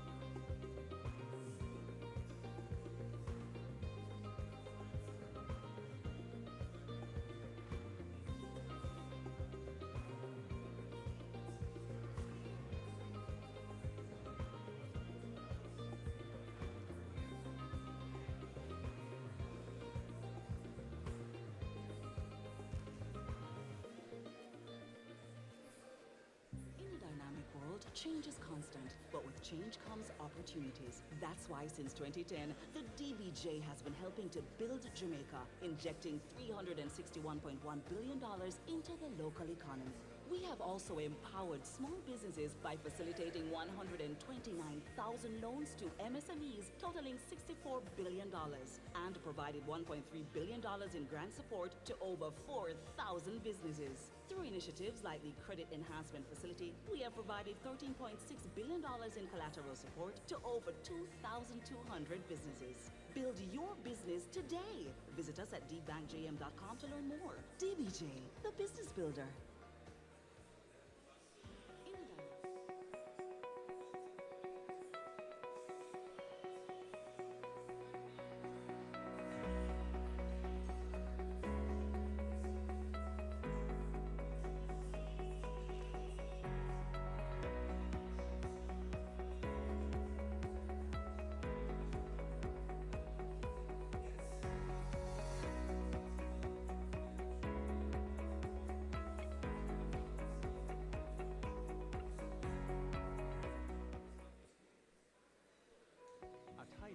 Farming is in our DNA, so we know the value of all you do.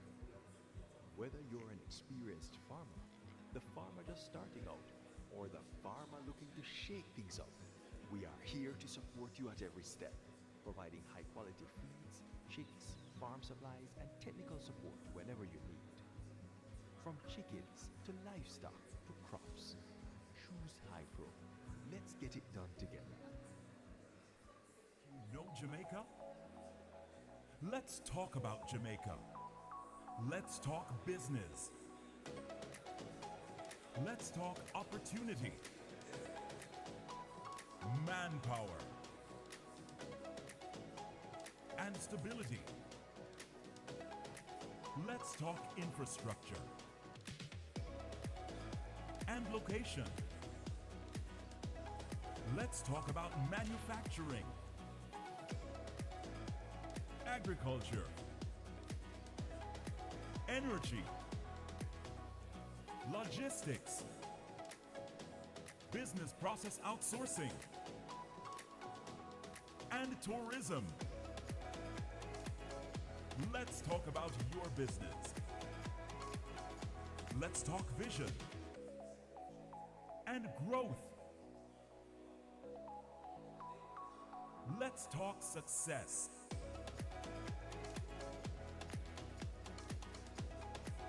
Now you know Jamaica. Enough talk. Let's do business. Do business Jamaica. You know Jamaica. My name is Michael Lichin. I am the chairman of the National Commercial Bank Financial Group of Jamaica. Well, my most recent investment project is agriculture.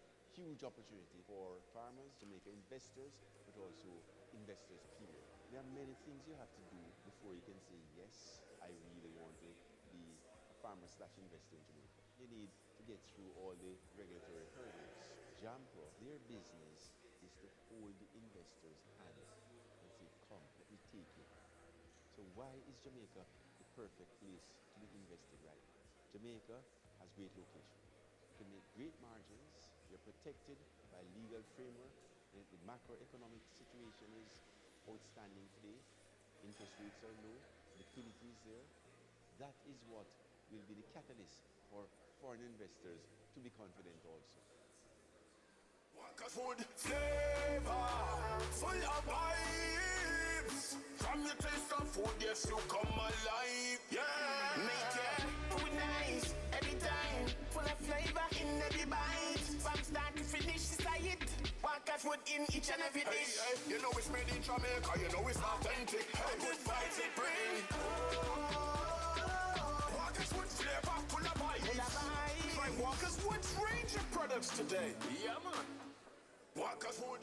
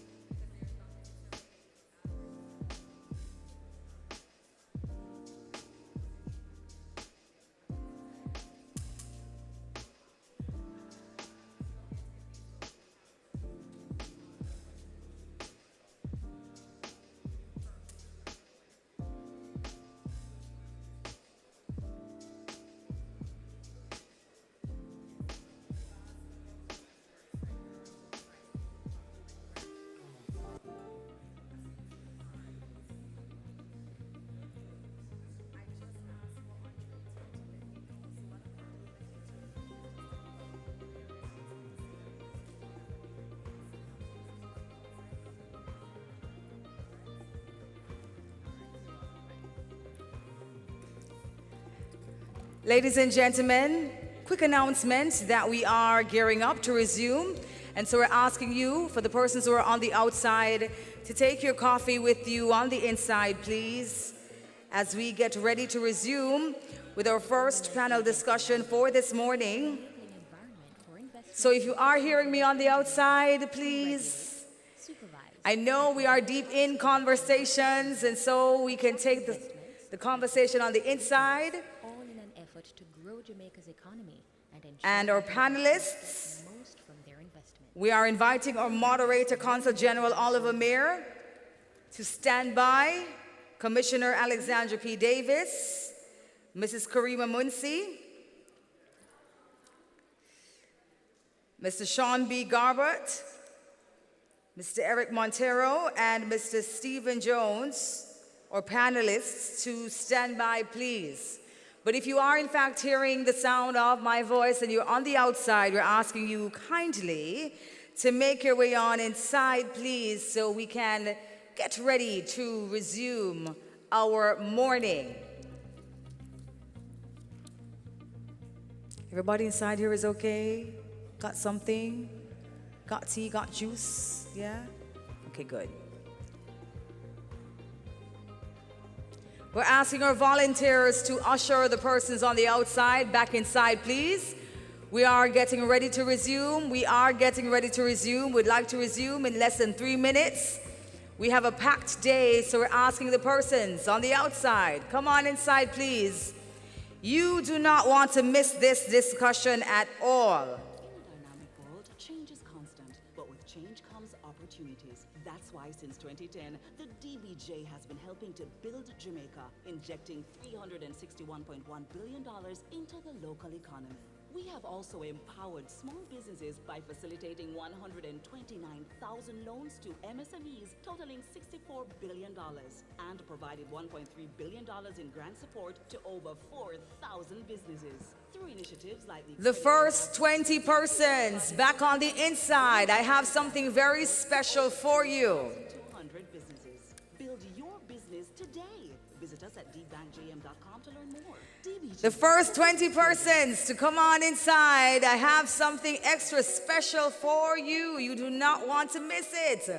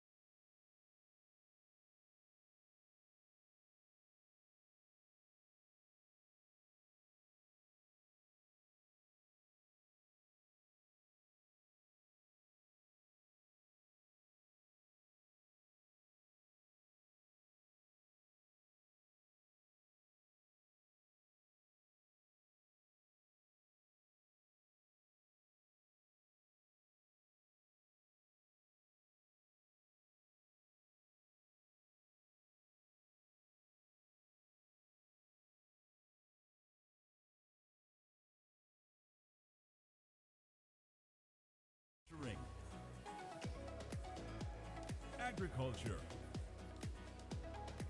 energy, logistics, business process outsourcing, and tourism. Let's talk about your business. Let's talk vision and growth. Let's talk success.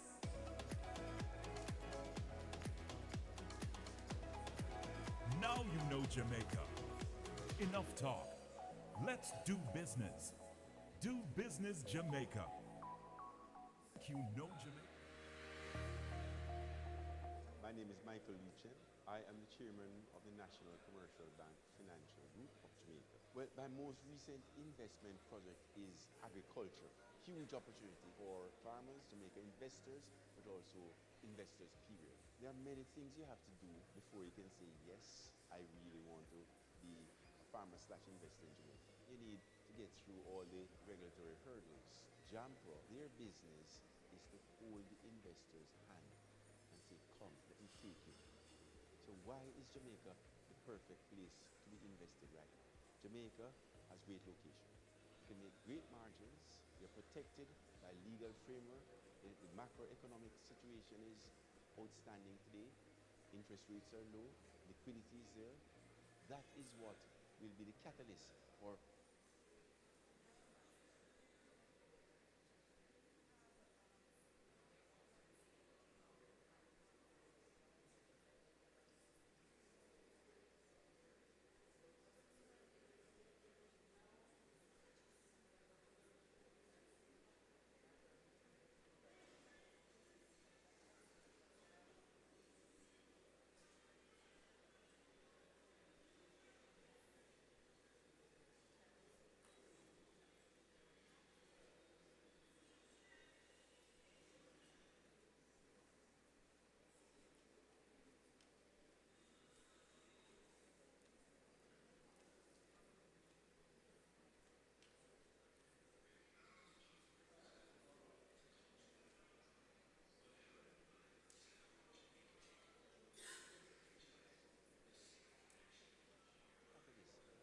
foreign investors to be confident also.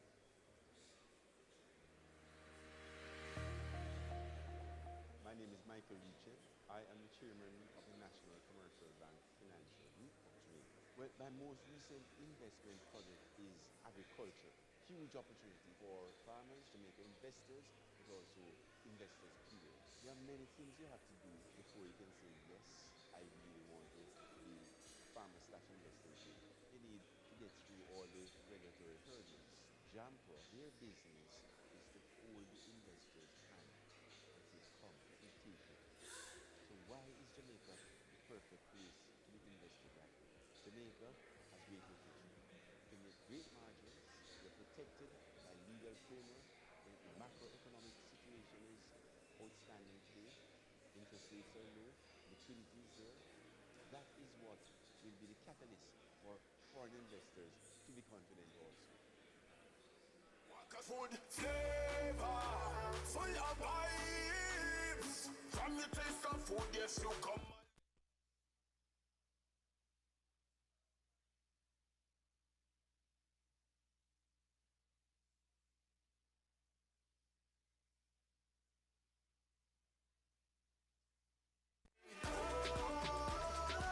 Walkers with flavor, full of vibes. Try Walkers with range of products today. Yeah, man. Walkers food.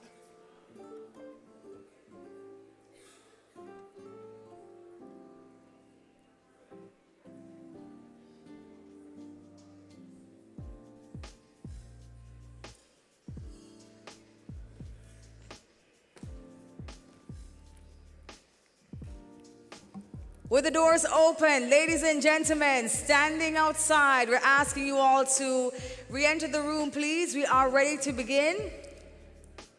We have a wonderful panel discussion, and you do not want to miss it. We are resuming right now. Please take your coffee, your drinks, your juices, and the person you're speaking with back inside this room, please.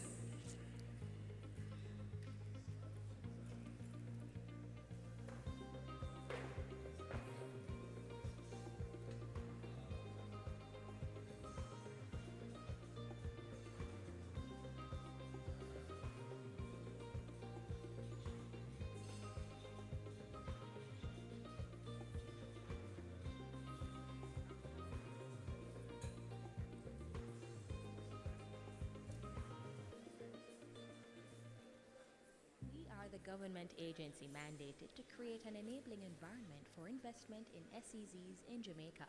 We regulate, supervise, and provide policy direction on SEZs, attract investments, and facilitate business, all in an effort to grow. Awesome. The room is filling up quite nicely. Also, I should announce that these chairs here at the front, they are open and available for your seating. And for the persons who are seated all the way to the back, we don't want you in the back, we want you in the front. We need to see your beautiful faces. We're asking you to come up, please. Come up. Come closer, come closer. We do have some persons who are coming up from the exhibition hall, so we're waiting on them to re-enter the room.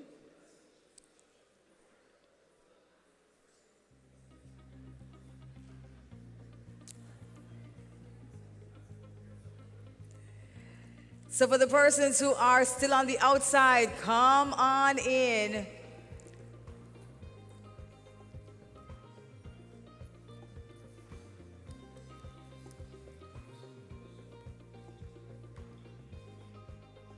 I see my moderator, my panelists are here.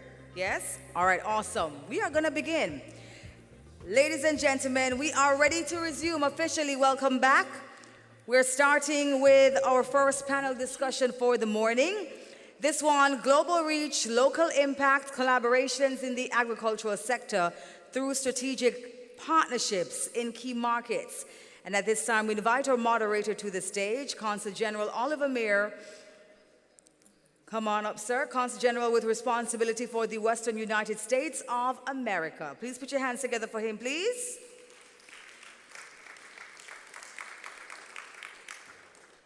In his Jamaican colors, they have a thing on social media that says, "How did you know I'm Jamaican?"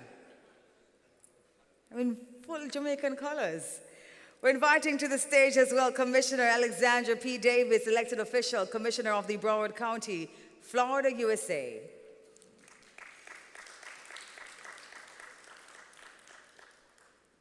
We're inviting to the stage Mr. Sean B. Garbutt, Director, Walkers with Jamaica. Walkers with the best sauces. Mr. Eric Montero, General Manager, JCB Caribbean, United Kingdom. And inviting Mr. Stephen Jones, ESL Environmental Solutions, USA.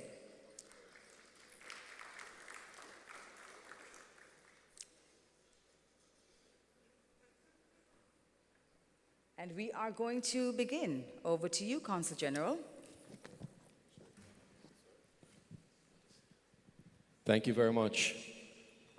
Ladies and gentlemen, for the thousands in attendance and the millions watching across the world, are you ready for our session?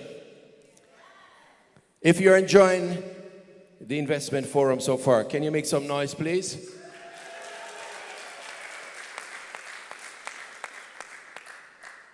Thank you very much. Ladies and gentlemen, this session is going to be about collaborations, building collaborations. And we have an esteemed panel here. I want to just start by saying a few words. You know, as Consul General, I've been Consul General now since 2018.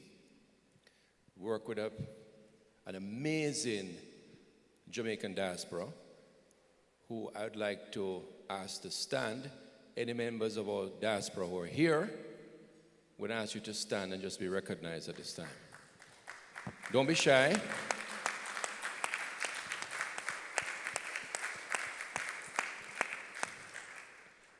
The persons standing here each have been involved in some type of agriculture or seeking to get involved.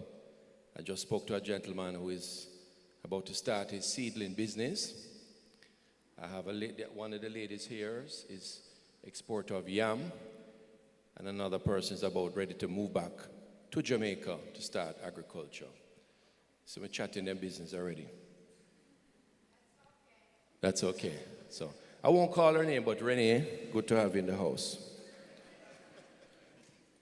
I'm happy to be a part of this particular forum, given that in my former life I was sales and marketing manager with Jamaica Broilers, and I think they have one of the better planning models that are available for the agricultural sector.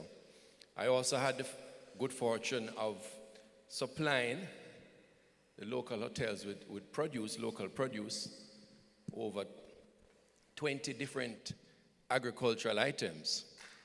Yeah?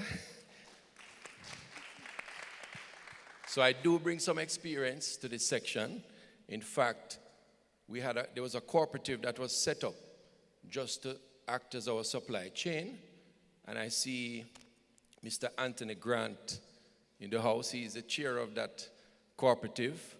So he's kind of shy, but where are you, Mr. Grant? One of the farmers from Clarendon, and who leads a 15-member farming group. So I don't see him, probably having coffee. And then the gentleman who financed me, Rajiv, is here. Not at the best rates, but it was very flexible. I kept us going, Rajiv, in factoring. So lots of money to be made in agriculture. And I want to thank each of you for being here, for taking the time to be here, spend the 2 days with us, and to learn about the different aspects of agriculture. At this time, I'm going to allow my panel now to get involved. And I'm going to start out with a lady who, in Florida, in South Florida, we have 27 elected officials of Jamaican descent. 27 Jamaicans who have risen up. They have campaigned and they have won elections and they've done very well.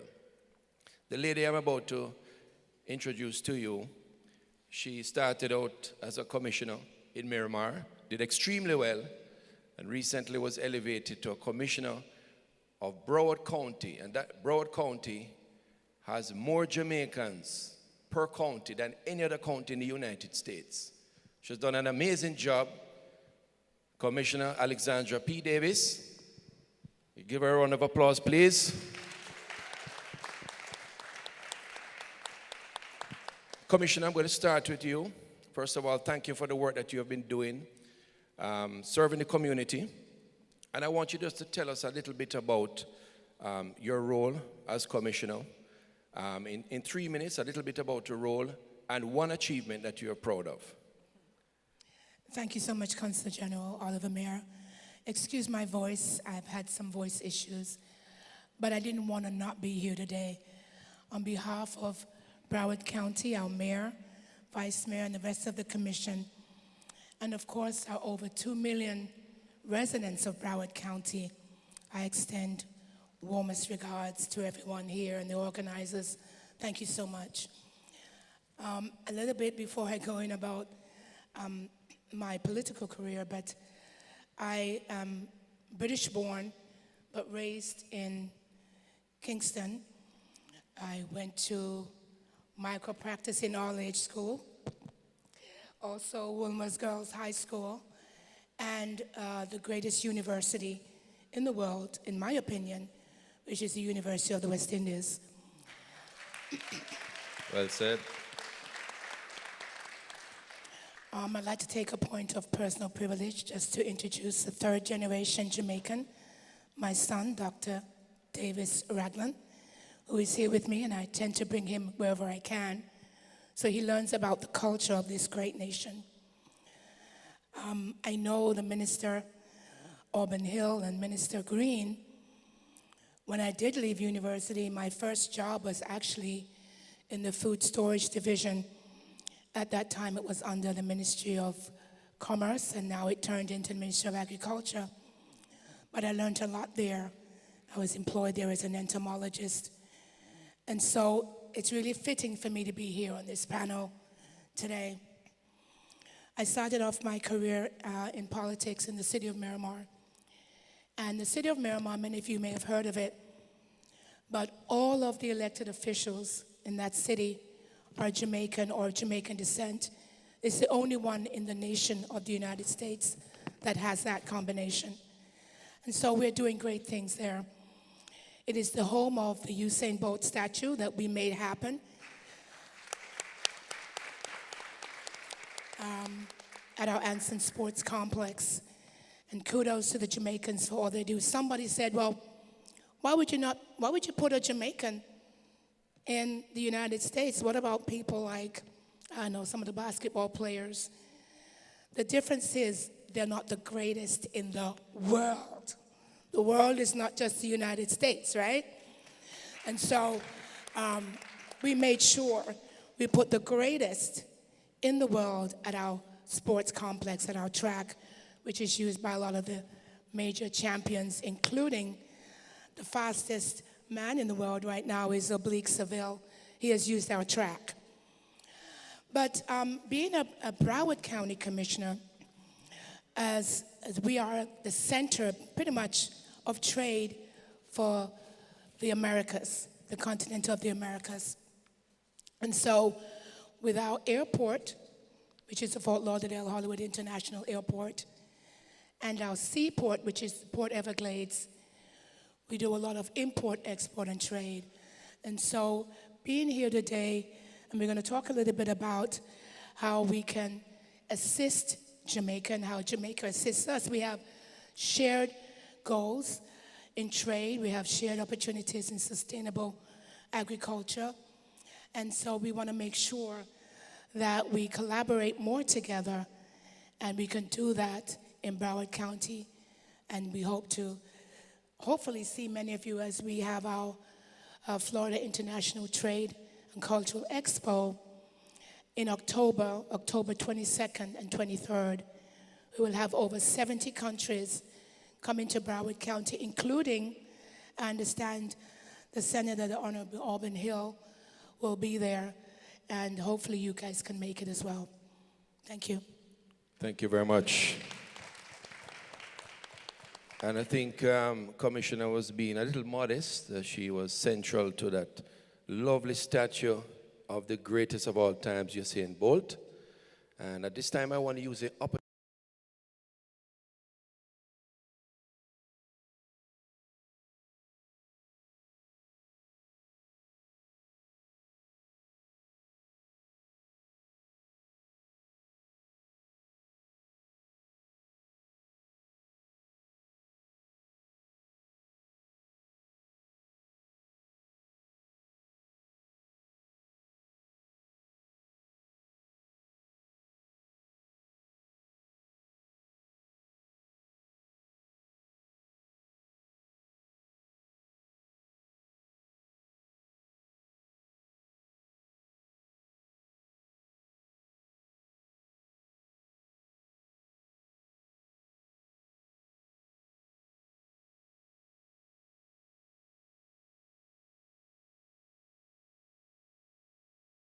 Right? And we started, we gave them samples, and there was some push. You have to learn to be flexible. Our traditional packaging for 1 gallons is in a tub format, and they straight up said, listen, we don't like it. It's hard to get in, it's hard to close.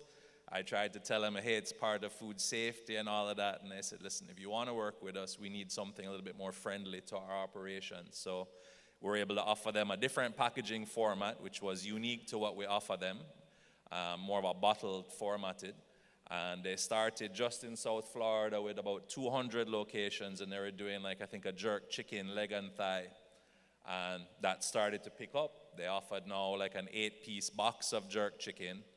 And in December of last year, I actually flew to Orlando, went up to Lakeland to Publix head office and met with their deli buyer. And, he wanted to be sure that, hey, I'm giving you guys this opportunity. They wanted to go all Publix, which is over 1,400 locations, with a jerk wing offer.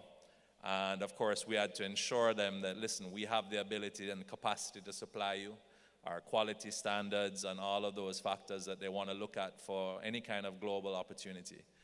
And in August of this year, they launched a 20-piece jerk wing box, which is available across all their locations.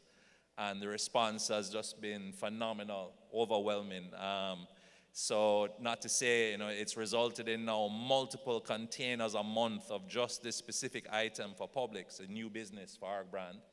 And we really want to just big up our Jamaican diaspora, who are obviously strong leaders and supporters of all things Jamaican. And of course, once we start setting the trend, everybody migrates to the trend. So yeah, it's really been wonderful. And guys, keep pushing.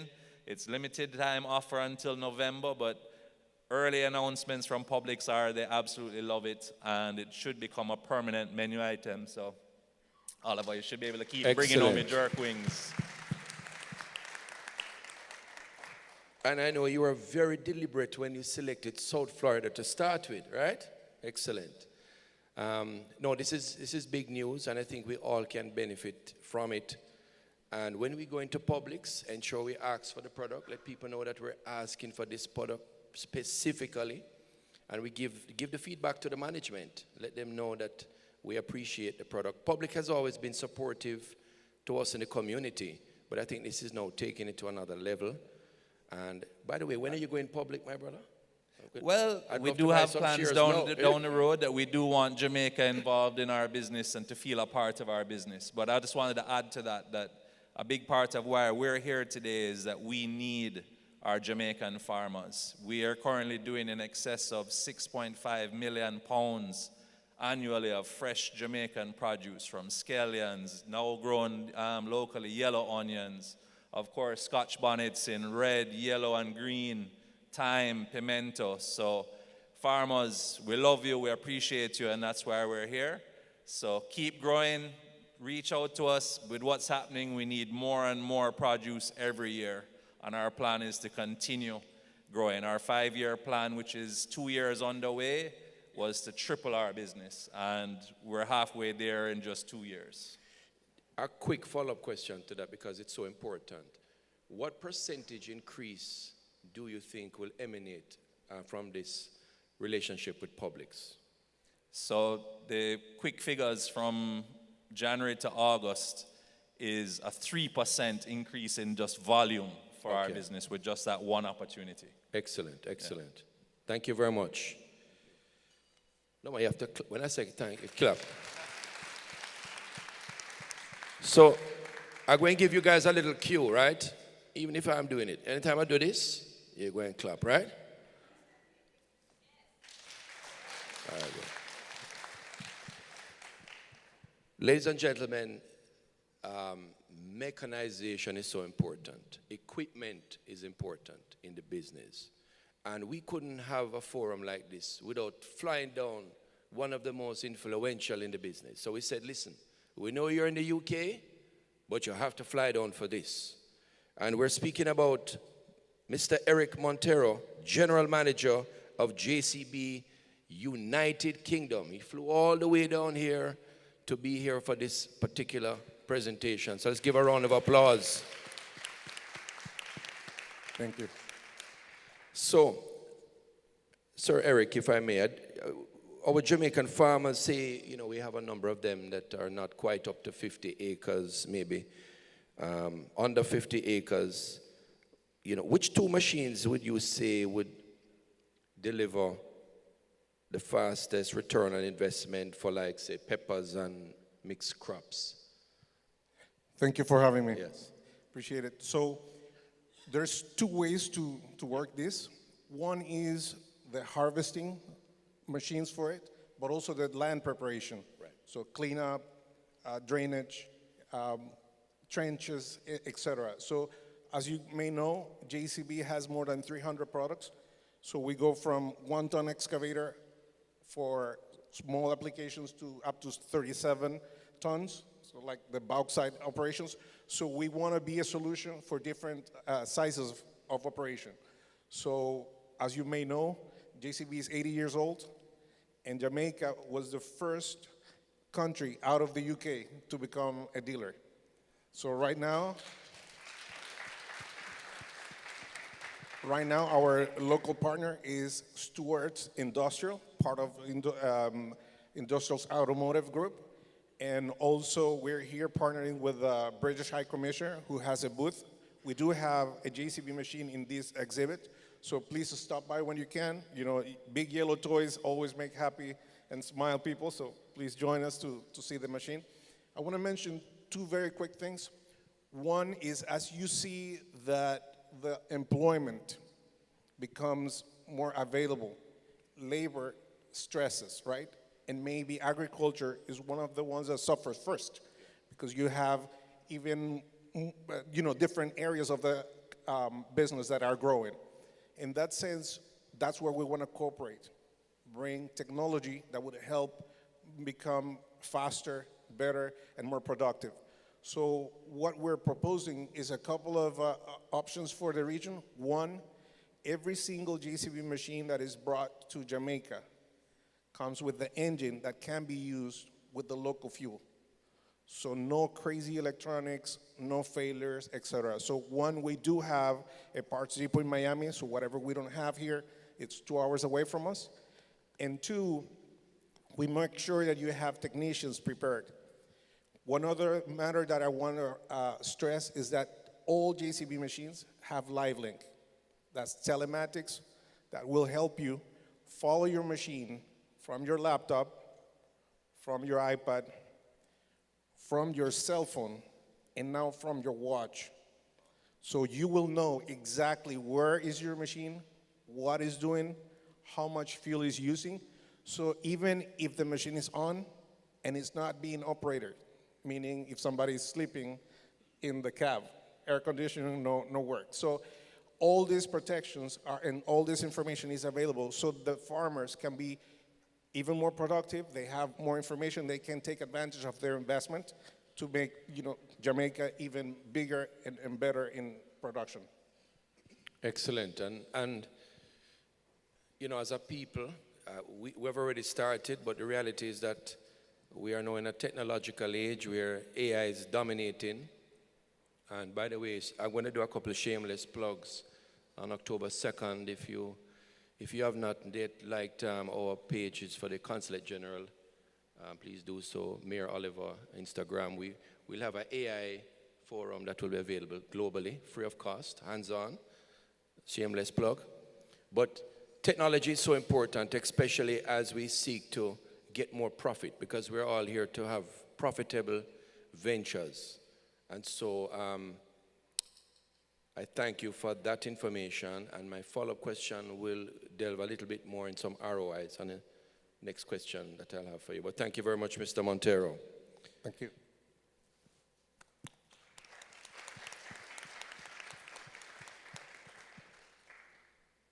I don't know how many of you saw that I was limping a little earlier yesterday, and a good friend of mine, he's a Campionite.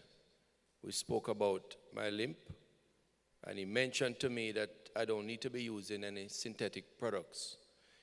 He has come up with an item using Scotch bonnet that can relieve any pain that I have, and he has promised to send some to me. My good friend from Campion days, he was actually top footballer at Campion. I trained him very well. Mr. Stephen Jones, Managing Director of ESL. Let's give him a round of applause. I don't know about the top footballer part, but I agree with the friend part. ESL has filed several patents, Stephen, that take locally grown Scotch bonnet peppers, turning them into new wellness products. Tell us about this. So, Environmental Solutions has been around for 34 years, focused on making our air, food, everything else as clean as possible. And I joined my mother maybe 3 years ago, because I can't allow her legacy to die with her. But more importantly, she has built a brand that we need to build upon, generationally speaking. So we looked at various expansion opportunities that was tightly integrated with the environment, and we began with drones. where we were able to identify and help farmers understand the health of the plants, and then we would leverage the drone technologies to variably spray according to what the science says. And after doing that for a while, we realized that there were a lot of opportunities and gaps in the natural farming, as we call it, space. And my mother is a survivor of cancer, and I am convinced that it's the food that contributed to it, so it's very passionate there to me. We have a number of scientists in our lab, so we work together to try to create a more natural or fully, I don't really like the term organic, but if it's not grown here, or if we can't get it from the soil or the rocks here, then it can't go into the farm, and let's see what happens. We're able to successfully grow a couple crops. We're now focusing on peppers. But we saw where, of course, food is important, but one of the challenges that the farmers have is that there's a ceiling when it comes to food with respect to per pound that they can be paid, including us, because we deliver today between 1.2 and 1.5 million pounds of pepper to Grace. Hopefully soon workers would as well. Let's cut the deal right now, man. Cut the deal right now. I'm the middleman. Cut right. But in experimenting with the science behind Scotch bonnet, we realized that cayenne pepper was a natural alternative to the synthetic means of dealing with pain relief, dietary supplements, etc. But the science is also showing us that the top end of all the various noids in pepper, for cayenne pepper, is not even the bottom end, the low range for Scotch bonnet. So we explored further, and we have since filed 7 patents to where we can now leverage Scotch bonnet to create a new market for our farmers to hopefully enhance Scotch bonnet peppers, which is the health and wellness space. And it's not meant to be, our plan is not to disrupt food, because I think if we grow Scotch bonnet over the whole of Jamaica, we won't have enough, right? But it's to enable, like any good business, you have to have multiple streams of income. So it's the same for the farmers. And unfortunately, our farmers today, we may drive the Lexus and the Benz. Them can't even afford to buy a donkey, many of them. And they are the ones that are supplying us with the food that we need to eat. So giving them the ability to diversify their revenue stream, thereby increasing it and providing a lot of work, employment for people in the communities is very important to us. And enabling new areas for the young people to begin to study so that we can differentiate. We're a small island, but as you know, we punch above our belt. We just need to ensure that we educate the children and give the people an opportunity. And I think that this is one of the ways that we can contribute. Well said, well said.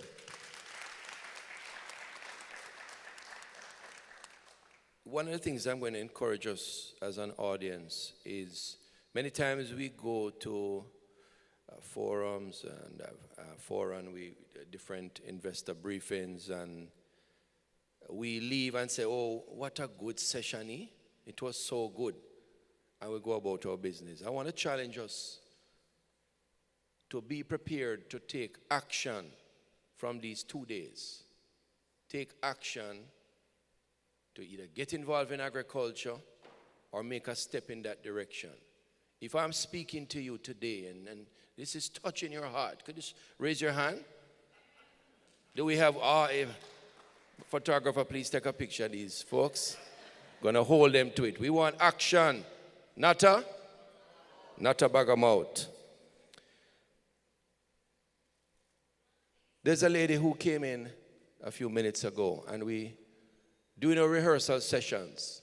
She was meant to do a more dramatic entrance, but she kind of never get that part too right. I wanted her to come in and do a little dance at the start, but my good friend Karima is the CEO of one of the most famous brands, another famous brand, Home Choice Foods. Home Choice Foods.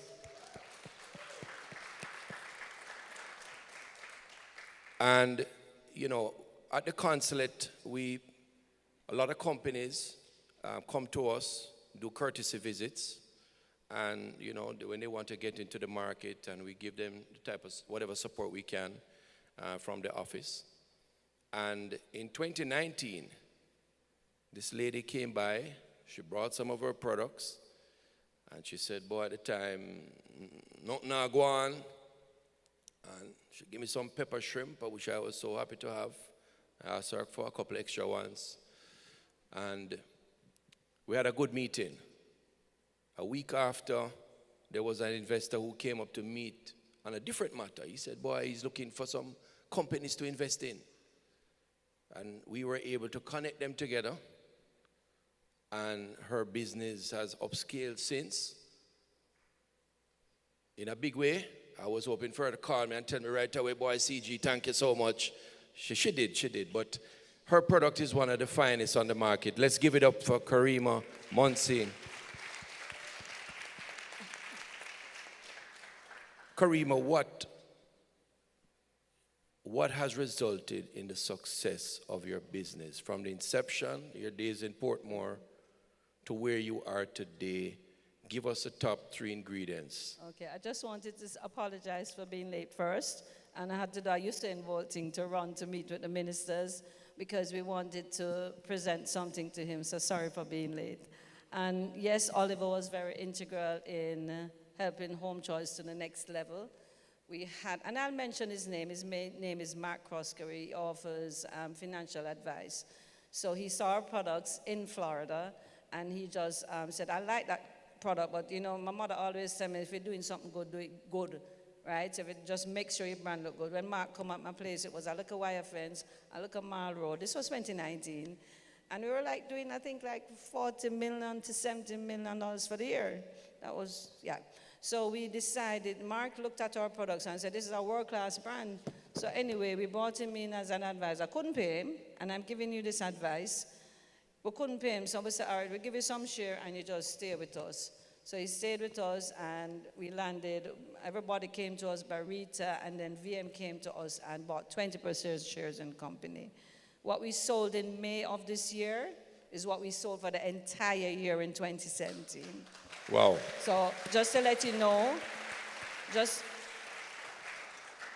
to say to everyone that's out there, the MSMEs, if you can't do it, you really can't do it alone. Bring somebody in and help you, because if they can do it, bring them in to help you.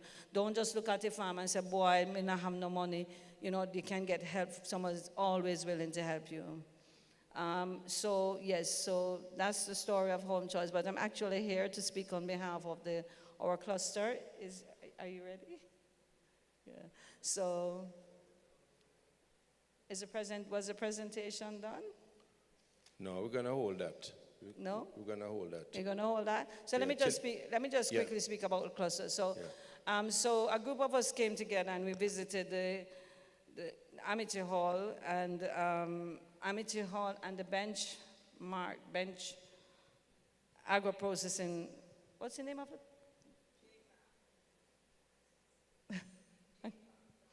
So anyway, we visited the agricultural lands near Amity Hall in that ASC center. So Vivian took us on a tour, and I was able to bring 14 of the MSME members because I wanted them to feel what I was feeling. And then we have been granted 83 acres of land, and for the first time, the AIC has endorsed 14 of our members to get 5 acres of land for agro-processing. Excellent. They need a round of applause for that. So basically, this is what some of our MSMEs has done. We bring like sweet potato to make fudge and popsicles. We have a member here who just migrated from California to set up business here. She's going to be doing non-dairy cheese and non-dairy products. And we have Farm Linker who is working with us to link us with the farmers. And we have Jamaica ID Spices who make spices from the ground. So the reason why we formed this cluster is so we'll be able to supply ourselves with the raw material, because more than over, sometimes we let the farmers get the most profit from us. Sometimes we don't benefit, so we'll be able to control our raw materials. It's Kelly. Thank you very much. Yeah. Karima. Karima is also the vice president of the JMEA, and I know she will, at the end, we will allow you to do a little more information on that. But we want to have an opportunity for individuals to ask questions, so I'm going to limit the time here that we go through this section and open up shortly from questions from the audience. But each of you, I'm going to ask you to give 2 lines on the opportunity you see from where you sit between Jamaica and your market. So I'm going to start with Commissioner Davis. She sits in a very powerful position, one of the highest ranking Jamaican-born officials in the United States, and lots of power. And from your perspective, in a few lines, what is the opportunities you see that lie between Jamaica and where you sit as Broward County Commissioner? Thank you, Council General Mayor. So many of you would probably know Miami, and others of you know Broward County. It's Miami-Dade County. It's the largest county in Florida, but Broward County, where I sit, is the 2nd largest county in the state of Florida. It's also the 17th largest county out of over 3,000 counties in the United States. So it's huge. Broward County has a large Caribbean diaspora, and in particular, as Council General Mayor mentioned, a Jamaican diaspora, which helps when it comes to goods and products from Jamaica. They're the ones mainly buying the goods. So in Broward County, we facilitate a lot of trade by having our 2 ports. I mentioned the Hollywood International Fort Lauderdale Airport, which currently has about 35 flights a week into Jamaica, with passengers as well as cargo, with airlines like Southwest. I flew in on JetBlue, but you have Caribbean Airways and Spirit Airlines, which we hope will continue out of Fort Lauderdale. And of course, we have our Port Everglades, which is actually the 15th largest container port in the United States. Port Everglades also has a foreign trade zone, and that's important because a lot of times you can bring in products. We mentioned peppers, but you can bring in, say, the peppers into that area at the port, have it bottled, labeled, and shipped out. If it's going out of the country, you pay no duty at all. If it's been sent around the country, you only pay duty on the finished product. So this is an opportunity, especially for small businesses, to utilize that port facility. There is storage facilities there where you can store your product before you send it to market and use our cold storage facilities. And so there's a lot more information you can find on foreign trade zones, and we're going to have a section specifically on that at our FITSE Expo coming up in October. And of course, as I mentioned, the diaspora, large diaspora population who really helps to purchase the products that is sent to Broward County.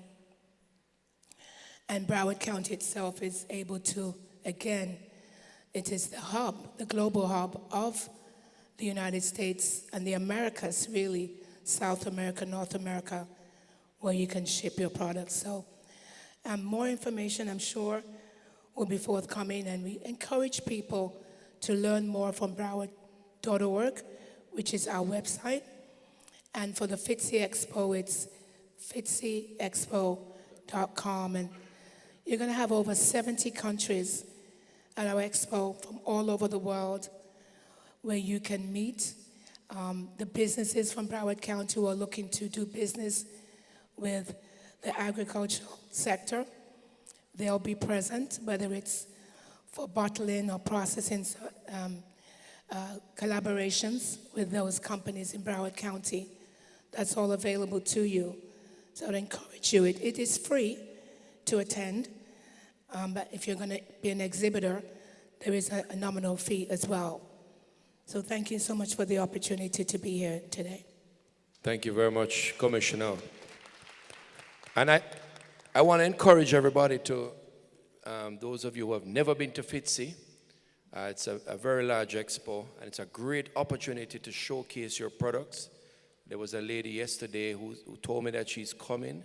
She wants to be there. She's going to do a courtesy visit first at the consulate, and she wants to set up her booth at FITSI. I'm encouraging you as well to be a part of the expo. So as we move down the line, the same question, just in a couple lines, the opportunity you see between Jamaica and your market as Walker's Wood, and specifically for you, expectation, somebody listening and would like to supply Walker's Wood, what are some of the expectations you have? Sure. I mean, I would say that one of the best secrets that we've had as to our success is that we have picked specific markets and stayed with those markets and built within that. And we've never decided to look outside until we knew that our partner was fully satisfied. A lot of us can get inured that there are potentials for new market opportunities, but unless you're geared up and ready to truly step in that without it being at the expense of an existing market, it's better to grow and hold where you are. And that's truly been a strong key point for Walker's Wood. And that's why we have the relationships in the US with Walmart and Publix, because these buyers and these stores, they're looking at numbers, right? And it's called fulfillment rate. And the score is very high. And if you fall below that, telling them that there was a hurricane or you've had these issues, you might get a small tear. That's it. They're moving on. So stay focused. You can't make any mistakes with Publix. You have to deliver. No, hey, we love them. Yeah. And trust me, again, we big them up for choosing the authentic route and going that way. And for any farmers that are there that want to supply Walker's Wood, we encourage, you know, as I said, we have an 80,000 square foot facility in Walker's Wood, St. Anne, that sits open waiting on supplies from Jamaican farmers for our core produce. Thank you very much. All right, so the last three presenters, I really want to open up for some more questions. So in as succinctly as you can, the opportunity that exists now for those listening here and what you're presenting in terms of your machinery, etc. What is the opportunity on the table in just a few sentences? Thank you so much. I will summarize it in two aspects. One of them is that as JCB became the third largest manufacturer in the world by number of machines built, we expanded the footprint. We now have manufacturing in China, India, Brazil, and the US. So in our mind, we had the issue that some people had the perception that it was an unattainable machine. Now we are competing with the same components, longer warranties. We're talking about the backhoe loader, 2 years, 4,000 hours, built in different locations, which improves the price at the level of the consumer. So that's one. The other one is that JCB, because of the design of the hydraulics, is 25% better and more efficient in fuel. So you will invest less and you will win the difference of the price of the machine compared to another quality in less than a year. So those are the two aspects that I want to mention that will be gains for Jamaica. If somebody is here and they would like to get more information, you have a booth We have the booth here. Okay. And Stewart Industrial is the distributor. Bell Road 22 in Kingston. Excellent, excellent. Thank you. Stephen, quick as you can. I'm going to go to some questions, but same thing. What is the opportunity from ESL to the Jamaican market?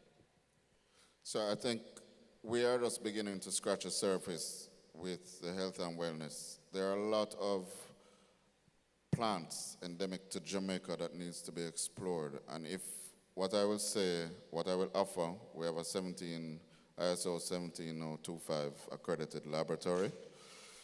If you all do the right research and are able to present not just scientifically but business-wise what you're trying to do, we will provide the first series of testing at no charge to our Jamaican farmers. Excellent. Excellent. Same question to you, Karimo.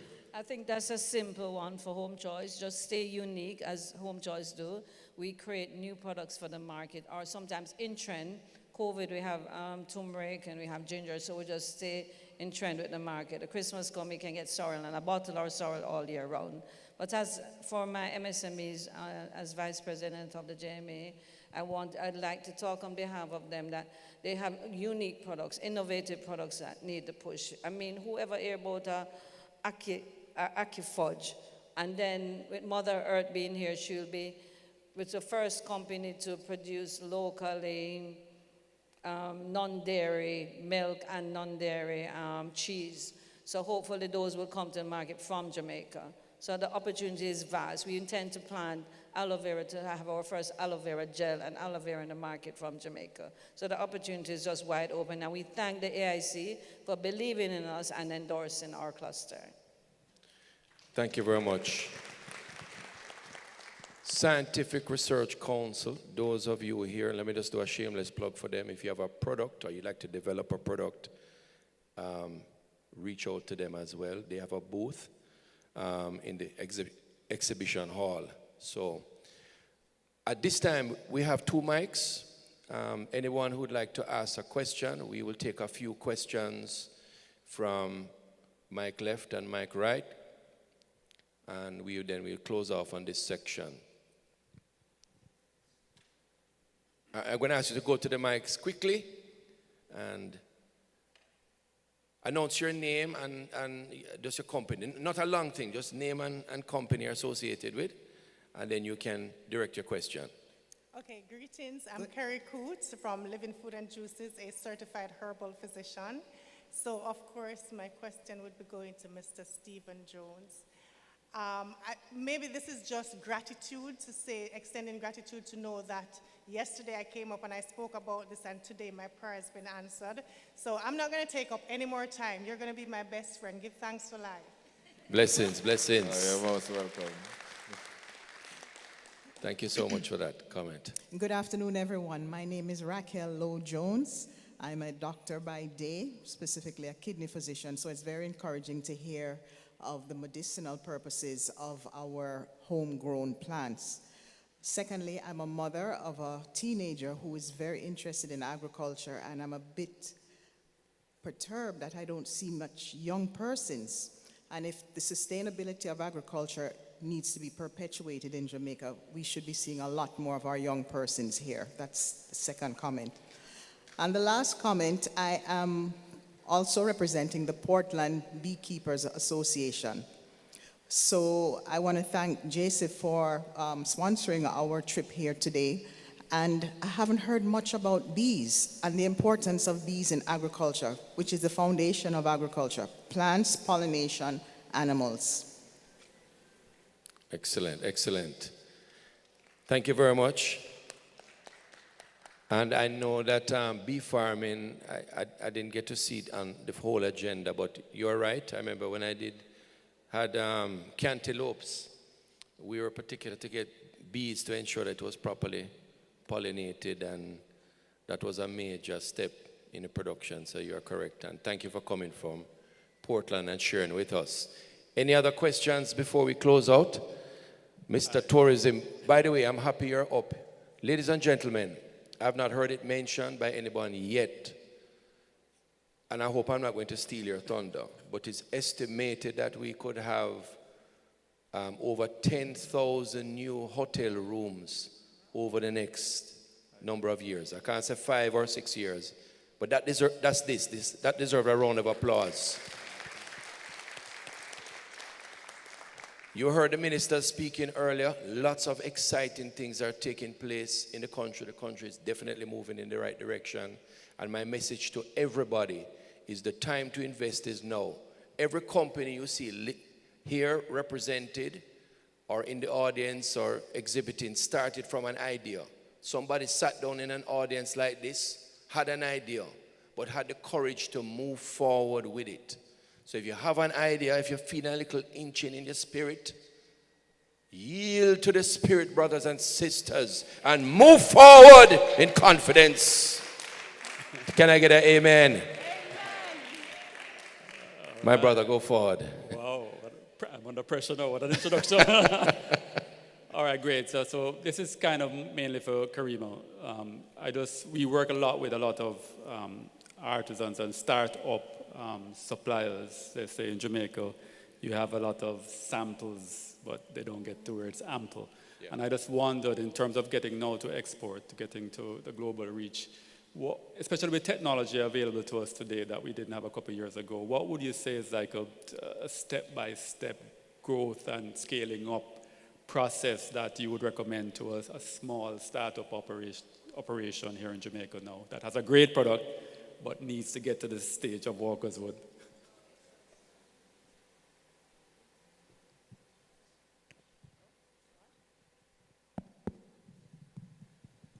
First of all, you can't start big. You have to start small. So you have to creep.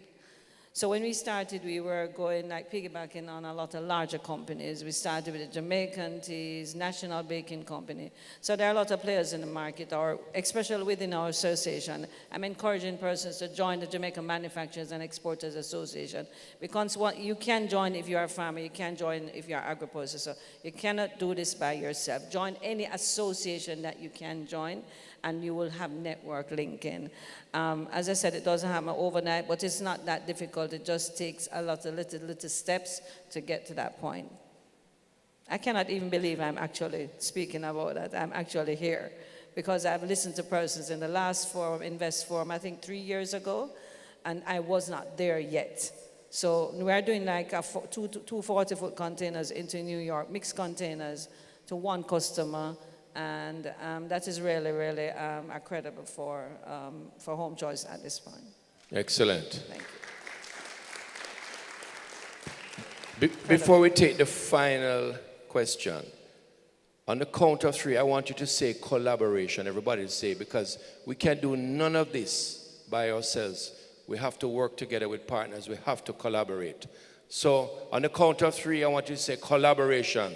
And nobody get too stush on me. I want everybody to say it. 1, 2, 3. Collaboration. That's what we need in the nation to have further penetration and generation for our nation and good vibration. Oliver, just give me 1 sec, please. 1 sec. 2 seconds. Light was in my eyes and I didn't remember my dear friend, Irie.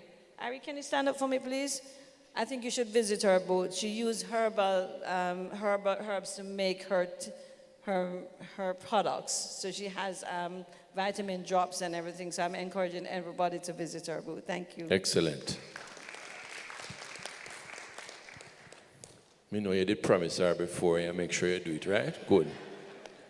Okay, the final question before we wrap up, and then we'll take a picture with all our panelists. Good afternoon, I'm Gloria Malcolm Foster, and the question is for Commissioner Davis. You mentioned that there is an expo or a trade show that takes place in October. I didn't get the time in October and how long it lasts. Could you tell us what that is all about? Certainly. It's called FITSI, which is the Florida International Trade and Cultural Expo, October 22nd and October 23rd. For more information, though, I would suggest you, if you can, go on FITSEExpo.com, FITCEEXPO.com. xpo.com or on broward.org. But all the information is there, and it's an all-day conference on the 22nd and 23rd of October. And, you know, it's just a stone throw away. It didn't cost me much to get here. So I'm sure because traveling to Broward is not that expensive, everybody here should be trying to make that trip. All right, thank you. Thank you. And by the way, just to follow up, that expo was started by a Jamaican, Dale Holness, a former Broward mayor, Dale Holness. He's not here, but let's give him a round of applause, right? All right, you are going to be brought up. All right. Last question. Thank you very much. My name is Chantil, and I'm from South St. Elizabeth on the Pedro Plains. We do a lot of farming, but I am the chairman of the Jamaica Fishermen's Cooperative Union. Jamaica what? Fishermen Cooperative Union. Okay. And we sell fishing tackles, but our fishermen are having difficulties in getting their lobsters sell. The price is very low, and I know we catch. Probably the catch is a bit up, and because of that, you know, demand and supply, and that will cause the price to fall. But I was hearing about the export, the persons here who buy. I don't know if lobster could be lobster tail or whole lobsters could be a part of their thing. And the other thing is that with the Walker's Wood, we used to supply scallion and pepper to Walker's Wood. Myself and my son-in-law, Gary Ebanks, we used to bring a lot of scallion to Walker's Wood and hot pepper. I used to plant the pepper, he do the scallion. So I hope we can renew that relationship. And one more thing, I am a part of the environmental committee of the Jamaica Fishermen's Co-op. A few days ago, we planted 21 trees between coconut and tulip and sea grape in Helsha.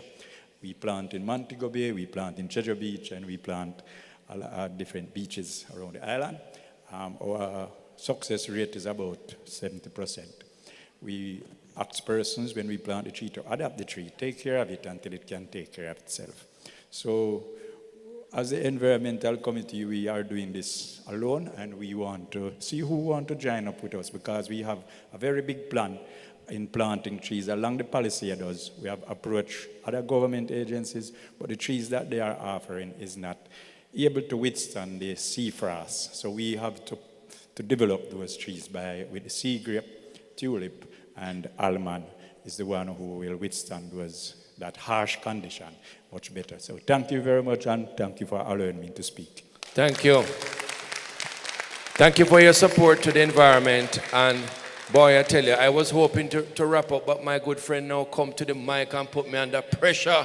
Mr. Astor Black. Yes. Greetings. All right. Greetings in the name of the Most High. Final question, Astor, and then we take it out. I'd like to big up Dale Holness also from Broward County, first Lauderhill, because he formulated the sister city organization between Falmouth and Lauderhill. And you know, Lauderhill is now referred to as Jamaica Hill. Yeah. So, you know what I would like to tell all the farmers here, we asked the Prime Minister to endorse the North Coast Highway from Montego Bay Airport to Ocho-Rios to be called the Reggae Highway.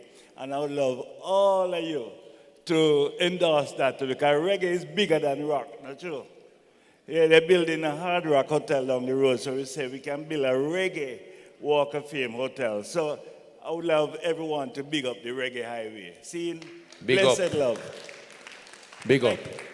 And in you, closing, ladies and gentlemen, you know, we call it the diaspora, but at the last diaspora conference, a gentleman who wearing his dreads come forward and say, we don't want a diaspora because we are the living spora. So we may have to change the name from diaspora. I'm going to invite my distinguished panel to just rise. Can we give them a big round of applause?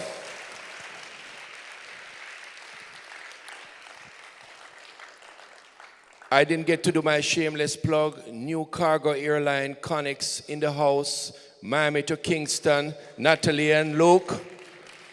That's my shameless plug. And let's take a picture now of the panelists. And please give your moderator a big round of applause. And a bigger round of applause to our distinguished panelists.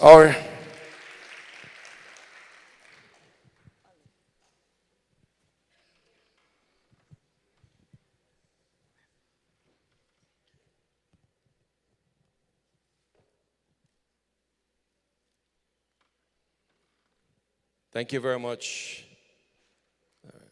Okay, just thank you. Yes. Thank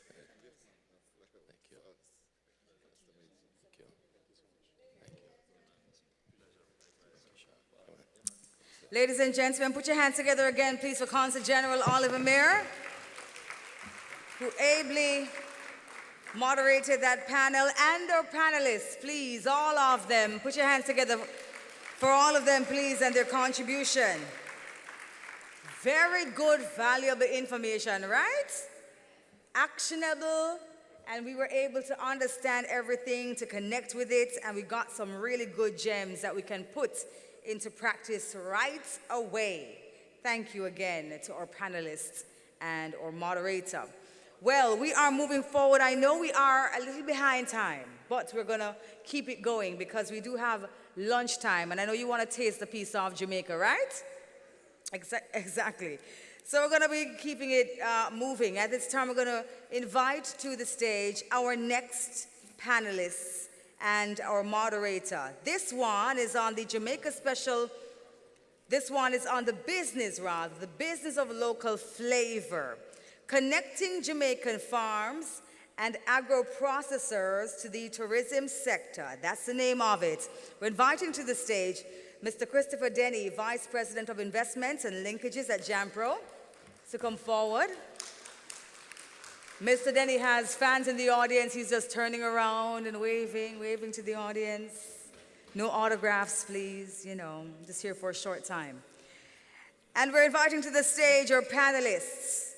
We have with us from the Jamaica Special Economic Zone Authority, Ms. Kelly Dawn Hamilton, CEO.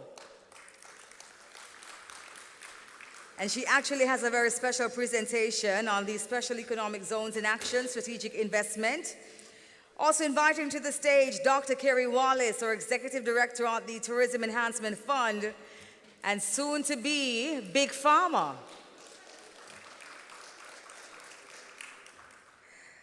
And we are inviting Mr. David Fairman, VP of the Best Dressed Foods.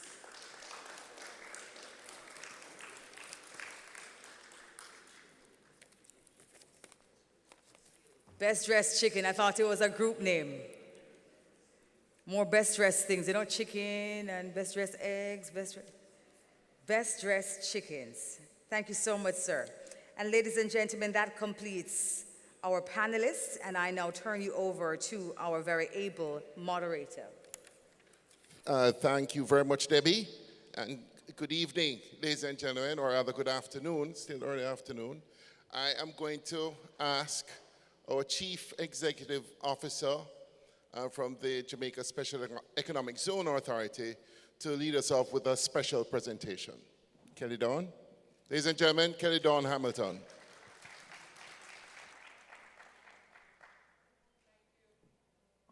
Thank you very much, Chris, and good afternoon, everybody. So I do have a PowerPoint presentation, and my job here today, ladies and gentlemen, is really to take you through, make the link between planting your seeds, rearing your animals, and moving up the value chain, because that is what the Special Economic Zone Framework allows. So this morning, ladies and gentlemen, a little bit about our global context, and I'm not telling you anything you don't already know.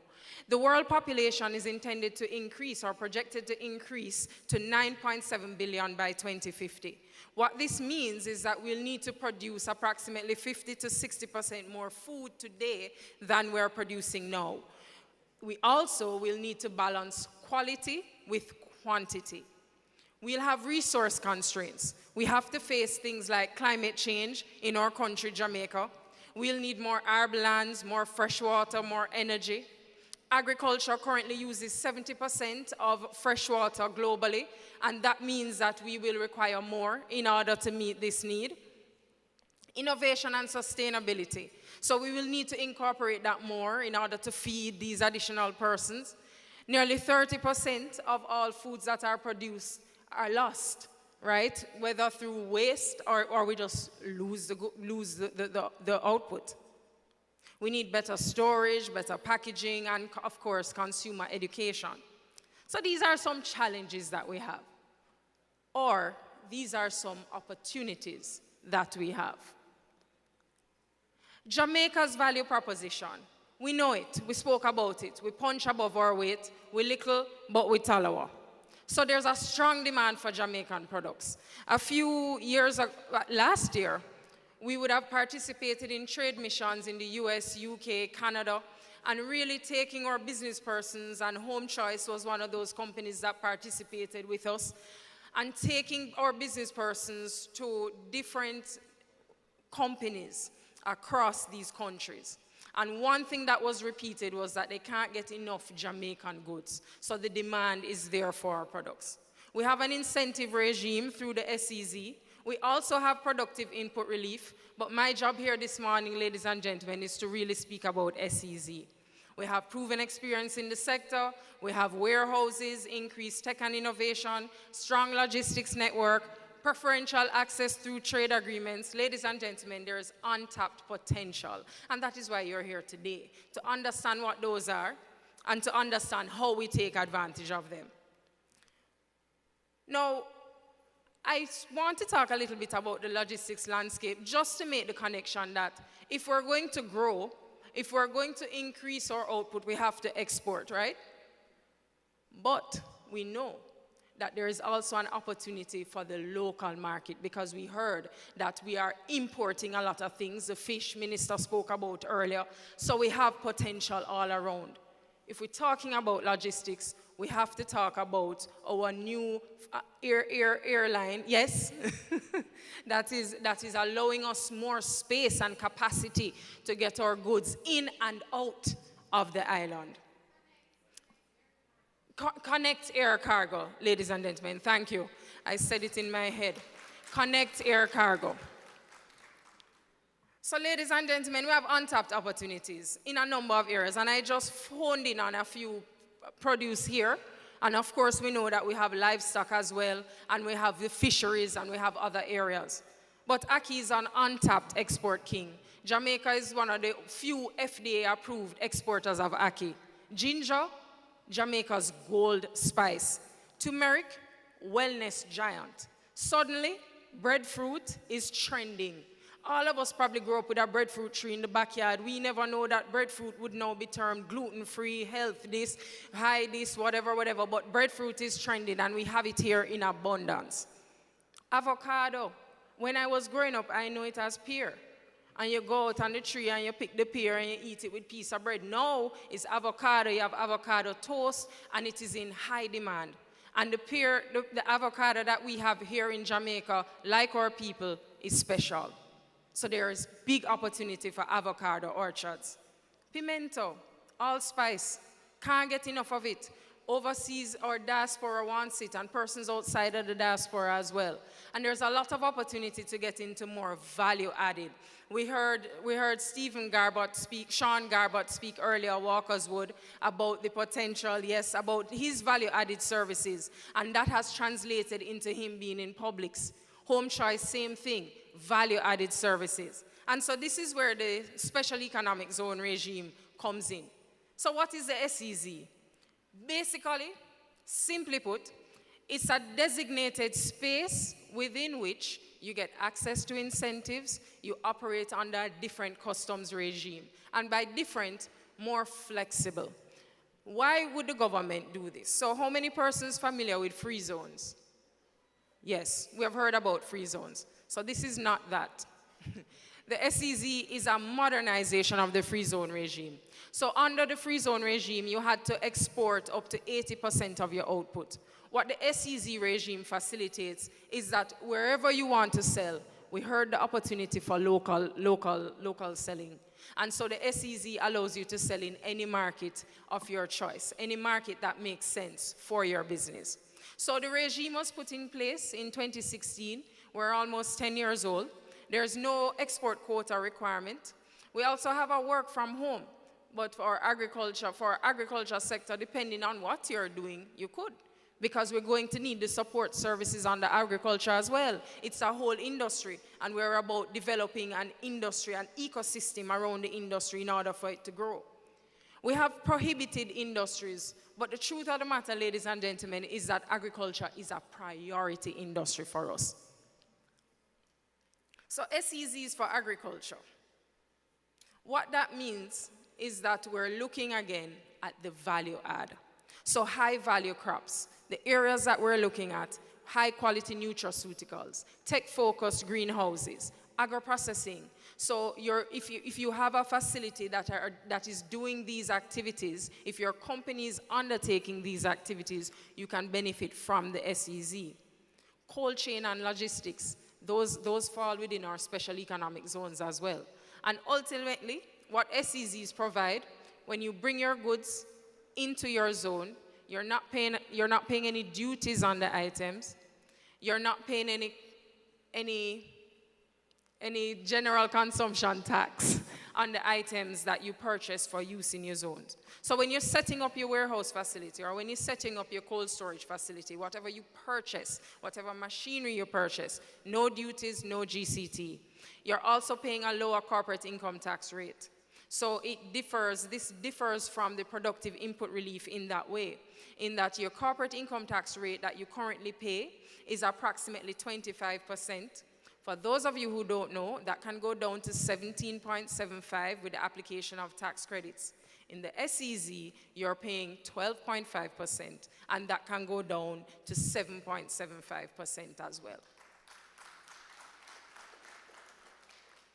So agriculture, agro-processing, agro-technology, priority for growth for us at the Special Economic Zone Authority. So just a view of what the incentives are, and these are our fiscal incentives. No GCT, as I mentioned, 50% stamp duty relief, relief from income tax on rental income. So let me tell you how that works.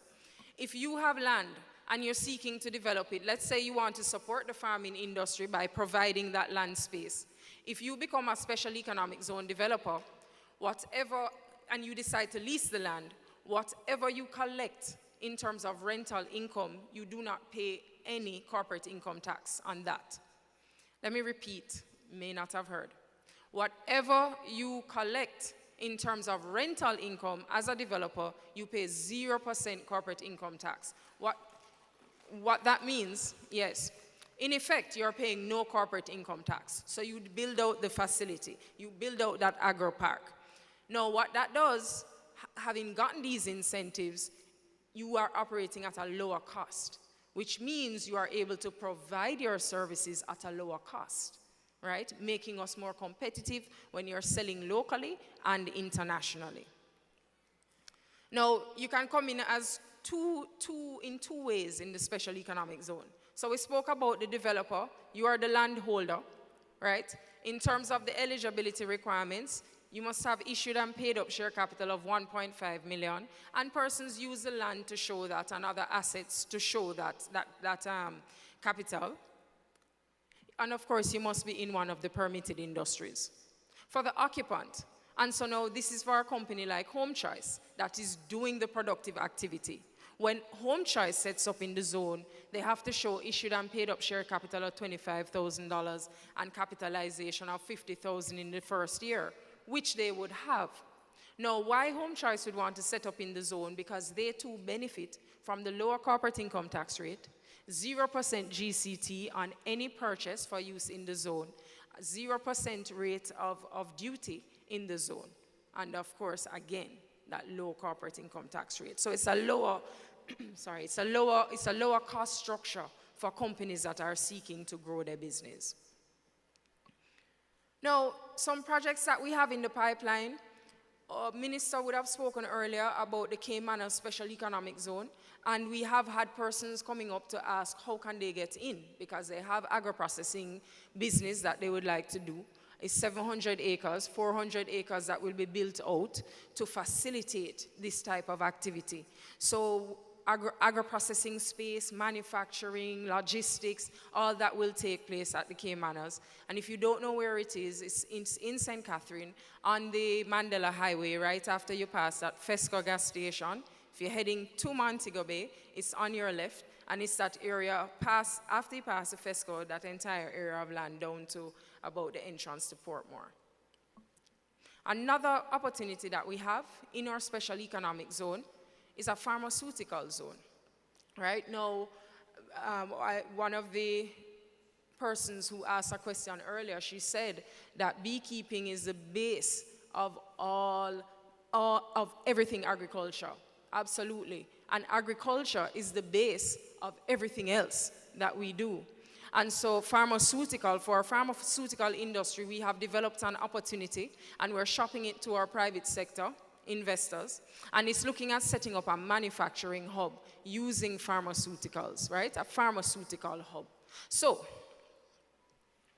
there are a number of opportunities as it relates to an agricultural park. There are models of them that exist, and I encourage you to look at Ethiopia, Kenya. Mexico has used the model quite successfully, and they have developed clusters around their special economic zones. So ladies and gentlemen, we have a booth here. We're in the exhibition hall. Team members, SEZ team members, if you can just raise your hands so that people can identify you. Thank you. So whatever questions you have, we're here to facilitate. Thank you very much. Thank you very much, Kenny Dawn. So we now know what the Special Economic Zone Authority can do for us. She's really laid out some very alluring facilities and options for us thinking of going into business in the business of agriculture. We heard this morning, those of you who were here, heard from Minister Floyd Green that the government has agricultural linkages for tourism as top priority. So we know that this is very important. What I'm going to do for our panel is that we're very lucky.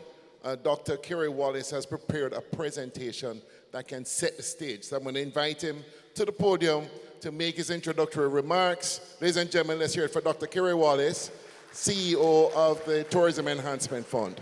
Thank you, everyone, and thanks for being here. I think all the organizers who have made this event possible. I mean, it's such a brilliant thing to do. I was surprised it hasn't been, the 10th anniversary. Jamaica Agri-Invest conference just makes so much sense to bring all the brain power together, all the stakeholders together for the advancement of this industry. So I would want to ask the question, can we create the link between tourism and the agri-industry to create a first world Jamaica? Many of you here would have lived in or visited a first world country. We all probably have relatives in a first world country. Big question, why don't we create a first world country here? Or a developed country. I know some people say the politically correct way of saying it is a developed country, not first world. But when I say first world, everybody gets it, right? Why can't we have the quality of life, the quality of income, the quality of safety, the quality of housing, the quality of public health, quality of transportation? Why can't we create it here? We believe that we have the assets, certainly from a tourism perspective, that provides us that hook that can pull enough dollars from the rest of the world into Jamaica to create that kind of income for our country. But it won't stay here if we don't allow that dollar to spread right into the communities of Jamaica. And in order to do that, we have to build out the supply to tourism. We have to build out the reach, the expansion of tourism, not just coming in to hotels, but coming into the country. And so the few slides I have will point to how I see us making that happen. Thankfully, we have a tourism linkages network hosted in the TEF. In fact, I'm going to single out Carolyn McDonald-Riley, who heads that department, and her team. Let's give her a round of applause, please. To create that bridge between tourism and linkages. So tourism as it is contributes 30% of GDP. It provides a third of all the jobs in Jamaica. Last year, 4.15 million visitors, and I just pause to say that when you have 4.15 million persons on vacation, I think you can all relate to this. They consume a little bit more than persons going about their regular business, right? When you wake up in the morning and you eat a Pop-Tart or you have a toast and then go to work, when you're on vacation and it's all inclusive, you're mad. You're eating a full breakfast, full lunch, full dinner, full jerk chicken on the beach. You're really consuming a lot more. We earned 4.3 billion in earnings last year. And the projection is just more growth. In a few short years, we'll have 20,000 additional rooms. I don't know how many of you would have passed the Hard Rock coming, that construction. If you go west, you pass the Pinnacle, that construction going up. Huge growth coming into Jamaica from a tourism standpoint, which translates into more consumption, more need for products and services made in Jamaica. I have to big up my minister, who is also back. He apologized for not being able to be here. But here is the challenge. While the Caribbean is the most tourism-dependent region on the planet, while the Caribbean has the bluest waters on the planet, not sure how many of you knew that. The bluest, when they look at the whole globe, and many of the waters are gray and dark blue and whatever. The region that has the bluest waters is the Caribbean. And here, the local sourcing for agricultural products into the hotels is at 32%, meaning a 68% of opportunity. Thankfully, in Jamaica, we're slightly higher. The highest in the Caribbean is the Dominican Republic. And in that country, they have a lot of mega farms that are supplying the mega hotels that are there. We have mega hotels coming into Jamaica, but we still have to be facilitating the combination of a lot of the smaller farmers to be able to meet the demand, and we're at 40% of the supply to the hotels. So there is a need for investment into growing these farms into mega farms to be able to meet that supply.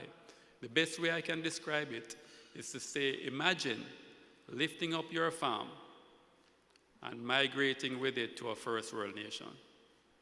And you would imagine the type of changes you would have to make.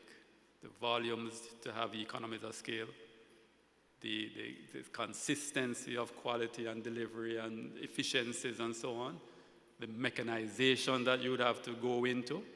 That is pretty much how we have to think as farmers in Jamaica. Because from a tourism standpoint, First World has come to Jamaica. Iberia Stars have 100 hotels globally. Rios have 98 hotels globally. Forget the Marriott. The Marriott has 9,000 hotels globally. So when they put one in Jamaica or two in Jamaica or several in Jamaica, they are bringing that first world model from central office in Spain or wherever it is, and applying that model here in Jamaica. So how Jamaica's tourism grew with, you can know people. You know Miss Mary's son who good, can cook, so you hire him. Those days are done. You better have the qualification, you better have the supplies, you better sign the contracts, you better have the delivery, you better be operating at first world standards. So, but it's a great opportunity because the kind of volumes that you can move when you enter that space is phenomenal. Now, it's a 2.9 billion US dollar opportunity. So I do encourage more and more persons to get involved. One of the big things that we tend not to do in Jamaica is partner, tend not to collaborate as much. And that is an opportunity for our agricultural industry. If we can create cooperatives so that the cooperative gets a contract and combined, you can meet those supplies. We provide training and linkages on how to be able to meet the demand in the hotels. We actually get the research on what is being demanded by the hotels that Jamaicans can reproduce. Now, one of the areas that is rarely talked about is for you to get involved in tourism, not just by supplying the hotels, but for you to become a tourism entity yourself from your farms. Meaning visitors come and have the experience of being on your farm. Massive industry globally. It's set for growth. It's 8.1 billion last year. It's set to grow to double by 2030. In the US alone, 28,000 farms are into agritourism, strawberry picking. In Italy alone, they have what you call enotourism, which is where the experience is walking through the vineyards, and then you're stomping on grapes, and then you sample the wines, and you learn about winemaking. 9,000. Remember, Jamaica gets 4.15 million last year. They get 9,000 every year, 9 million every year, just for that type of farm tourism. Let's call it that, enotourism. We have the best coffee in the world, best ginger in the world, best turmeric in the world, best jerk in the world, chicken, and pork, and so on. Just make sure it doesn't get misconstrued. So there's opportunity. I mean, we see it happening. We see Sush in the Bush doing it. In fact, New Zealand has the highest level of agritourism in the world. They have great farm tourism partnerships. They have government-supported certifications so that it gives the confidence in the visitors going. And they average $108,000 US per annum, each farm. So imagine you have a farm and you're going to add this. You still sell your products, but you're going to add this type of income. And we have some persons doing it. We have Stush in the Bush that does it as well.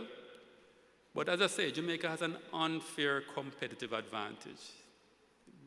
I don't know how we were so blessed. If I was another country, I wouldn't like Jamaica.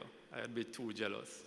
How can you be such a small island and have so many things going for you? How are you so blessed? Best ginger, best coffee, best turmeric. And so the opportunity for us is to convert that into wealth.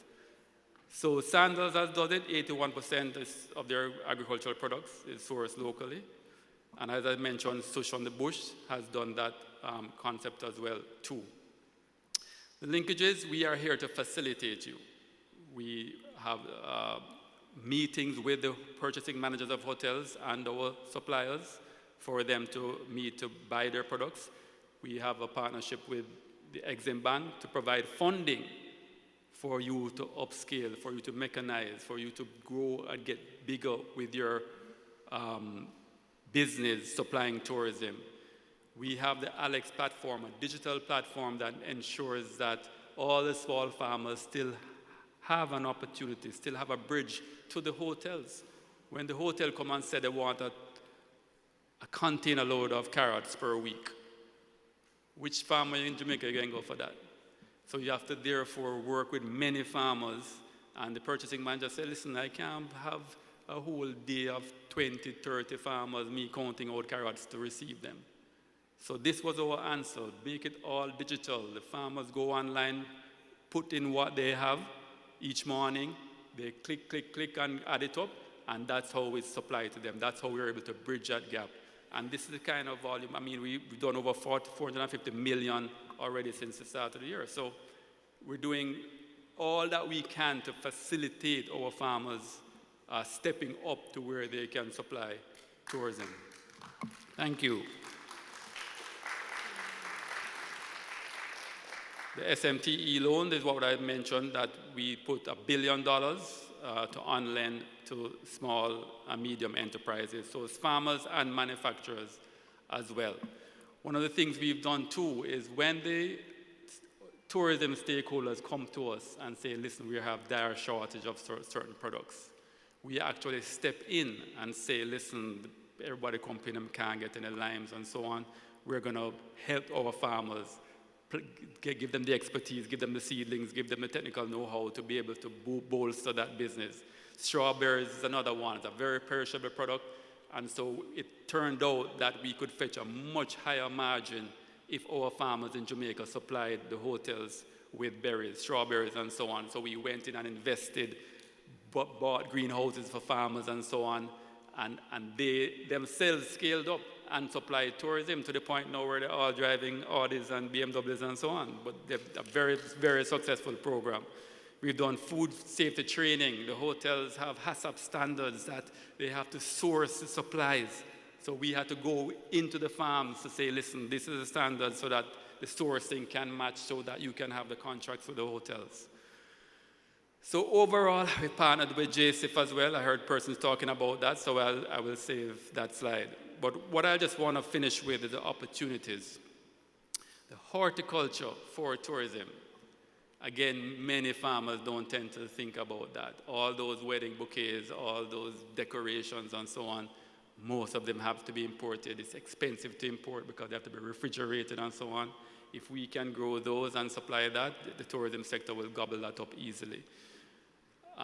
Again, we have to move from sample to ample. We have to move from understanding where it can't be a crop-style farming, meaning you start one time of the year and plant, then you fertilize and weed and whatever, and then you have one big harvest, and then you try and look at market and then sell, and then you don't have any more till the next season. Those days are done.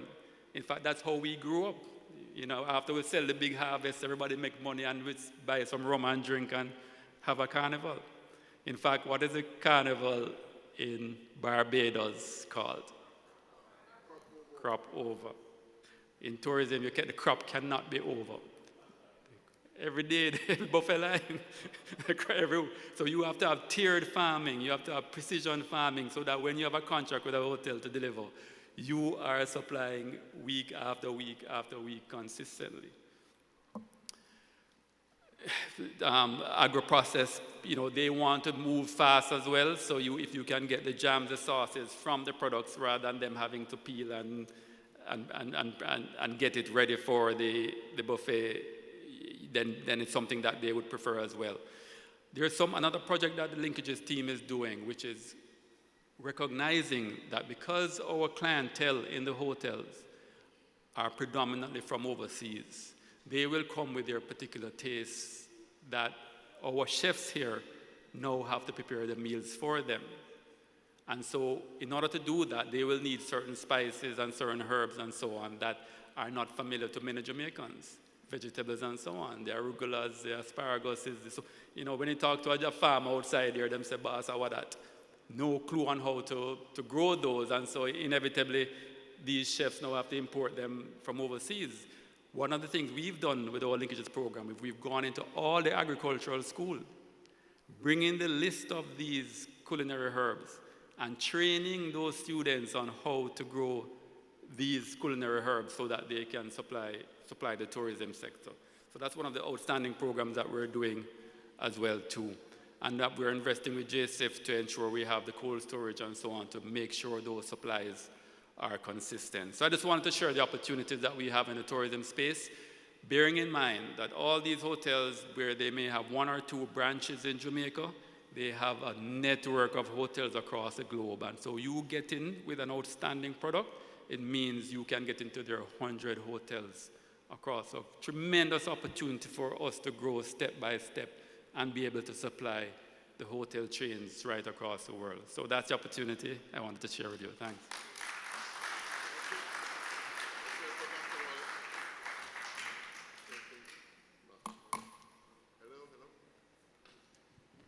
Let's hear it for, thank you very much, Kellyanne. Let's hear it for Dr. Wallace. He really set the stage for us very nicely.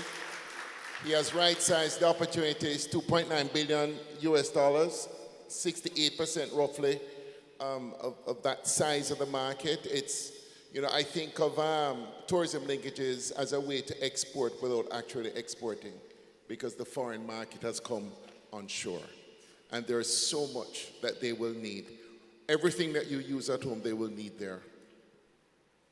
Okay, everything that you use at home, they will need while they're remaining here. So every kind of vocation or business, any kind of production that you do could be relevant and an opportunity for you with our tourism market.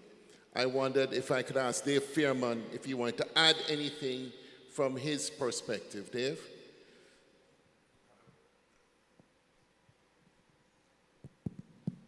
Thanks, Chris. I just want to say, just listening to some of the presentations before, I would classify myself as a dreamer, right? Dream the dream before you live the dream. And if we all were just thinking about what would Jamaica look like if we were able to properly integrate agriculture into the tourism space. You know, we talk about horticulture, we talk about farm tourism, right? And then there is the bigger part of it, which is how we integrate the food chain into the tourism sector. And if we were to just, you know, as I say, I dream a lot. So if you think about it and we say, look, what would Jamaica look like if we were able to get that done? We would transform this country, basically. And the mega hotels that have been coming into Jamaica over the last several years have changed the game, quite frankly, in Jamaica. Not just from a visitor arrival standpoint, and you know, they're bringing their own travel agents and tourists into the island, but in terms of the supply chain network, it's not like a small hotel anymore. Small hotels used to get their inputs a lot from the small farmers, etc., that can just naturally scale into that space.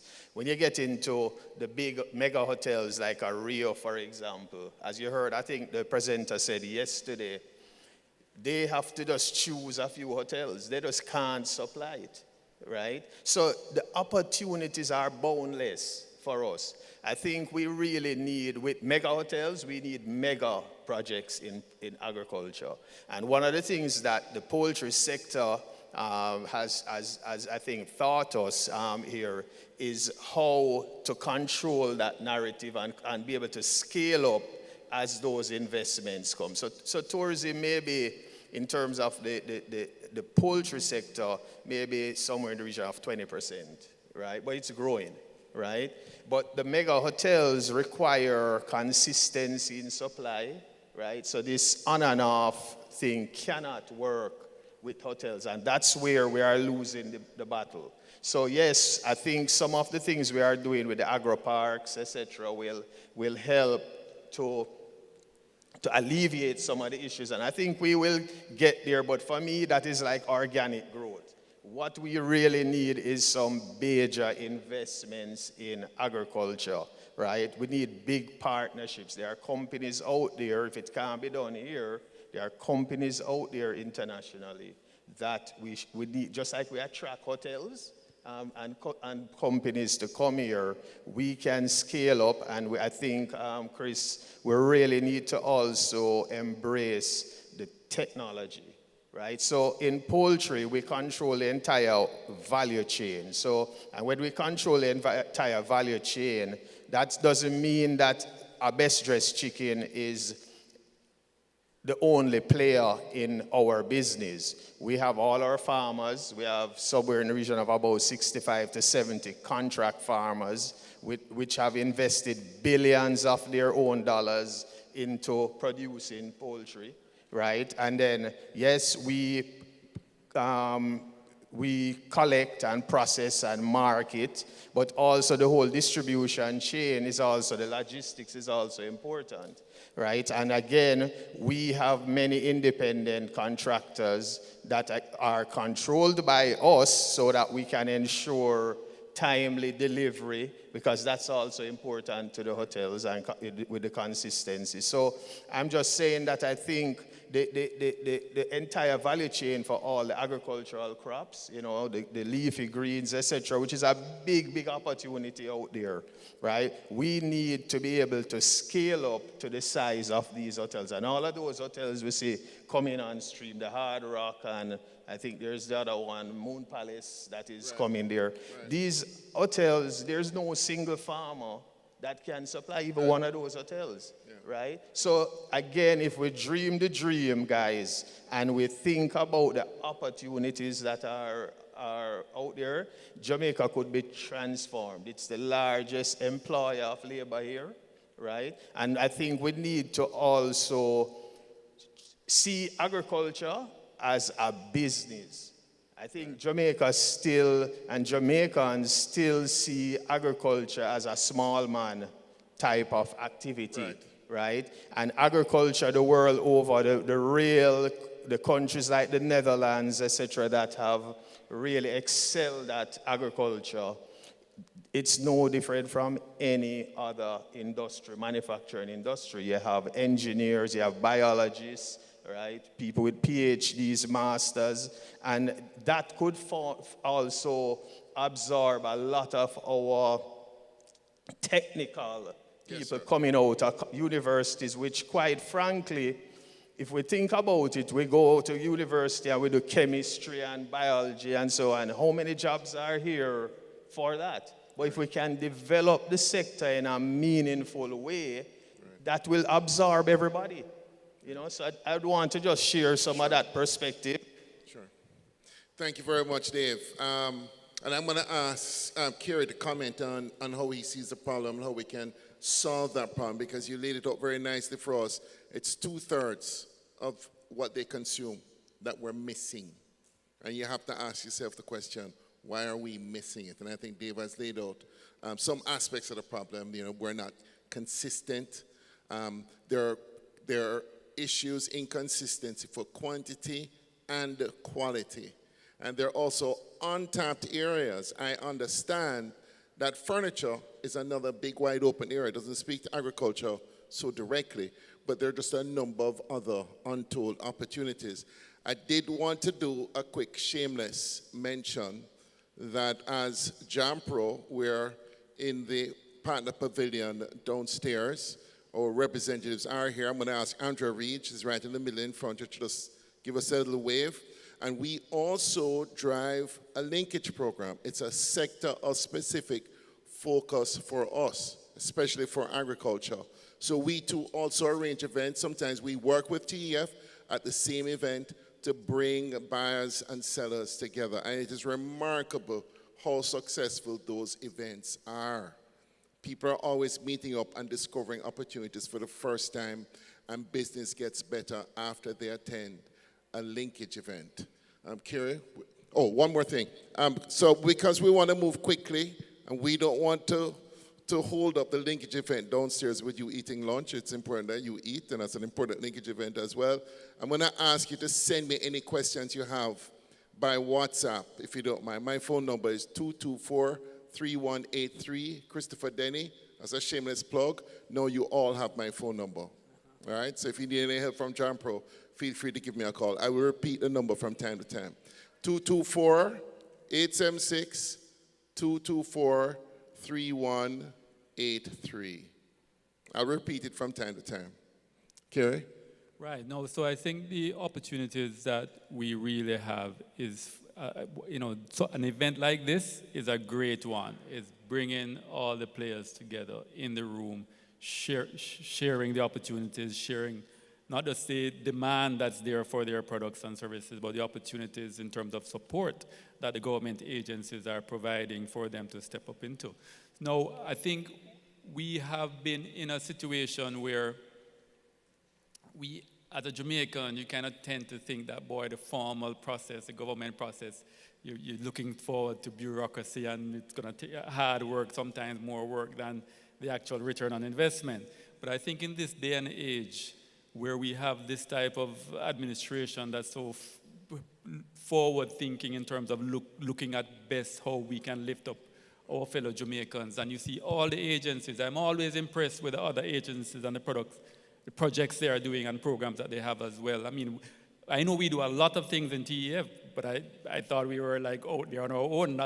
But I'm impressed with how many of the government agencies are doing so many things for Jamaicans to get the opportunity to step up. But I think in a lot of cases it's psychological, because they are quicker to see where there's a problem than where there's the opportunity that's in front of them. And I just hope that now that we have a lot of access, we have a lot of technology at our fingertips, access to information is no longer controlled by the few. Every single person here has a smart device and can go on AI and can get all the answers and all the information and in record time.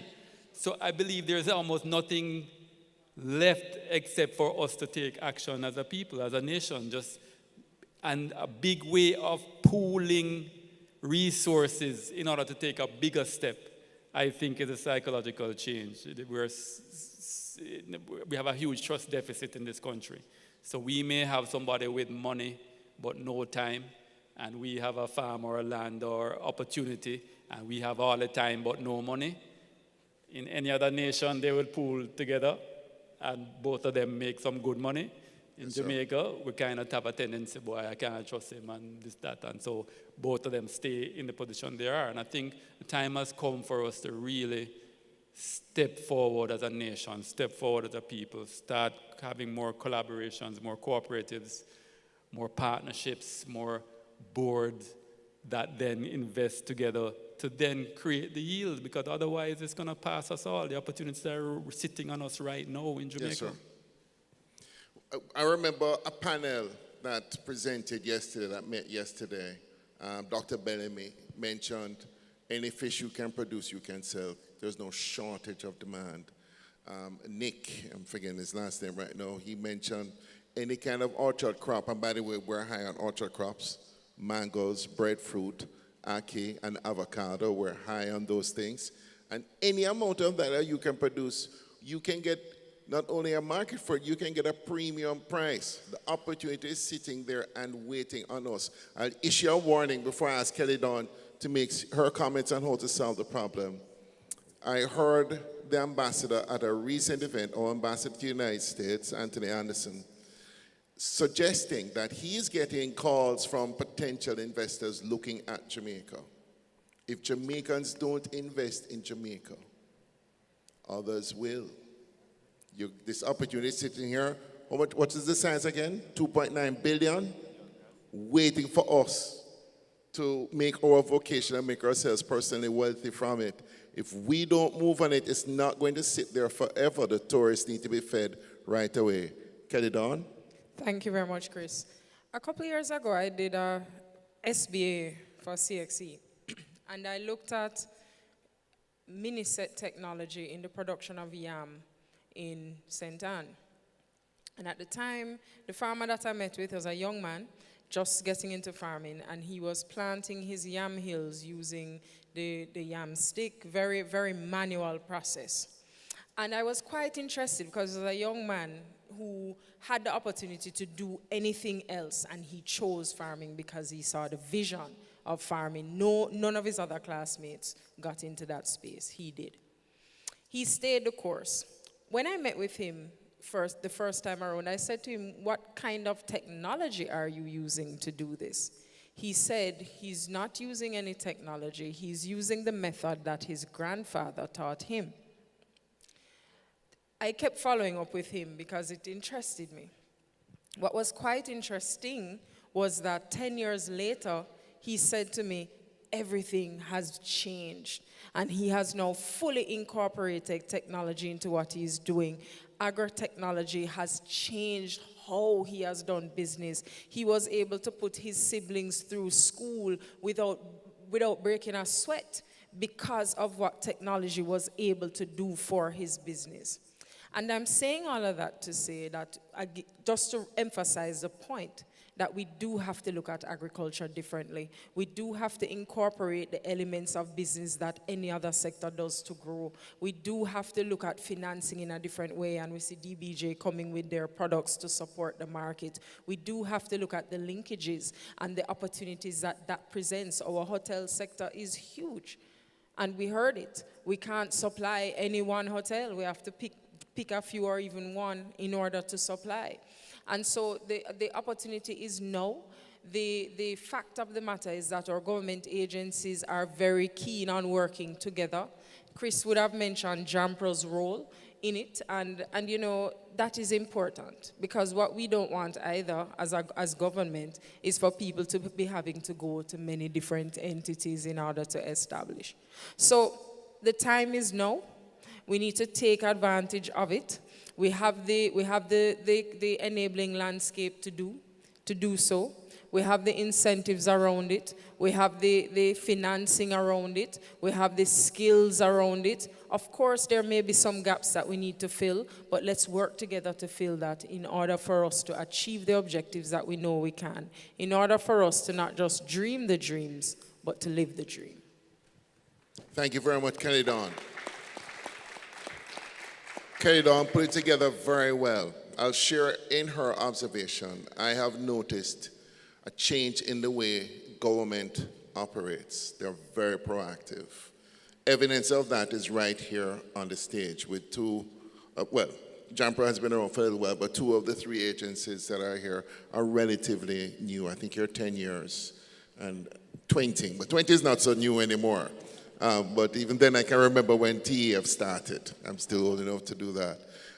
It's an indication of how serious the government is about having a desired impact on the country, on economic growth. And there are other agencies. Agro-Invest itself, which is the current incarnation of an older agency, they are very proactive. You're here because of them.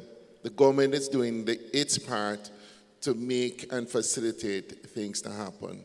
It's now over to you to move on this opportunity.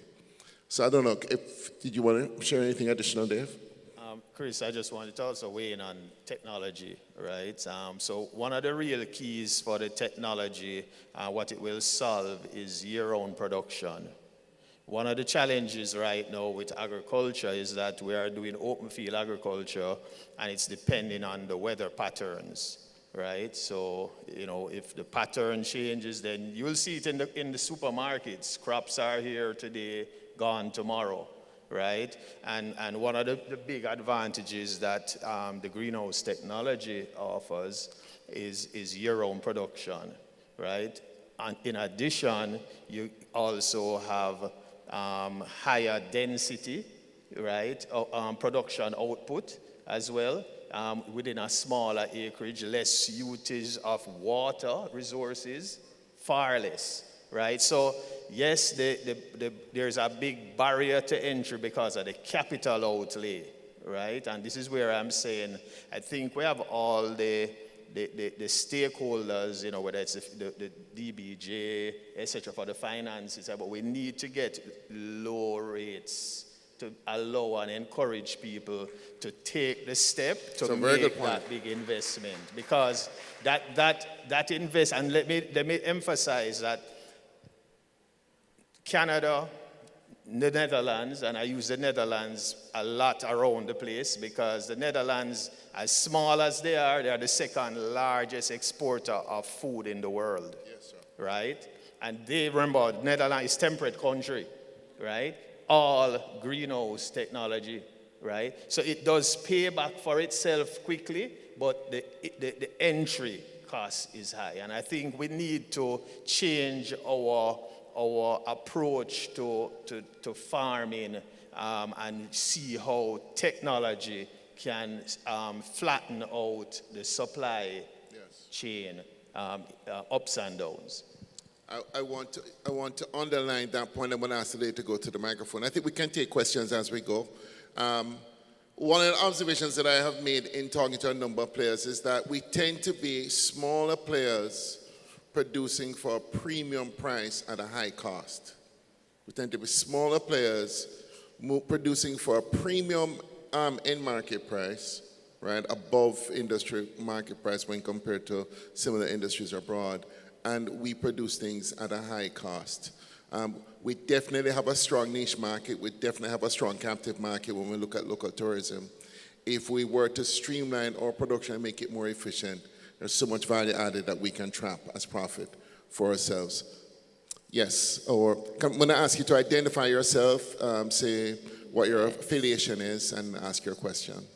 Hi, good afternoon, everyone. I'm Shelley Heaven, the CEO and founder for Farm Linker, and we supply fresh produce to hotels. Our model is really to talk to the hotels to try to understand what their demand is, and then we organize farmers to grow the produce on a schedule to have a consistent supply all year round, because we believe that this is a solution to that inconsistent supply chain that we're having. But one of the things that we have observed is that the entire hotel sector, and this is a challenge that we're having, they have a bidding system, and the bidding system does not facilitate production-based planning or demand-based production. So the question is being asked here, how can we have greater linkages between tourism and agriculture? How can we benefit more? And I believe that the solution can only be found when we shift to demand-based production and production planning. How the bidding system works today is that you win the bid this week and you're required to start delivering next week several thousand pounds of produce per hotel per week, all of which require 12 to 16 weeks to grow or more. Now, this to me is chaos. And if we're going to really shift and achieve the benefits that we want, we have to get that shift within the hotel sector to get them to start doing business in a different way, because they're complaining about the problem of inconsistent supply, but they are not recognizing that their own behavior is contributing to the problem. Kieran. That's my question. What are we doing to shift into this direction? Because I believe that we need to have 60% at least of our production based on demand, and then the other 40% can be based on spot buying and selling. Right. So I think one of the challenges you're having is because there's more supply than demand from a amount of farmers. And so the hotels are in a dry, they have the handle. And when you're a big player, that they can't go anywhere else because your value of what you supply is,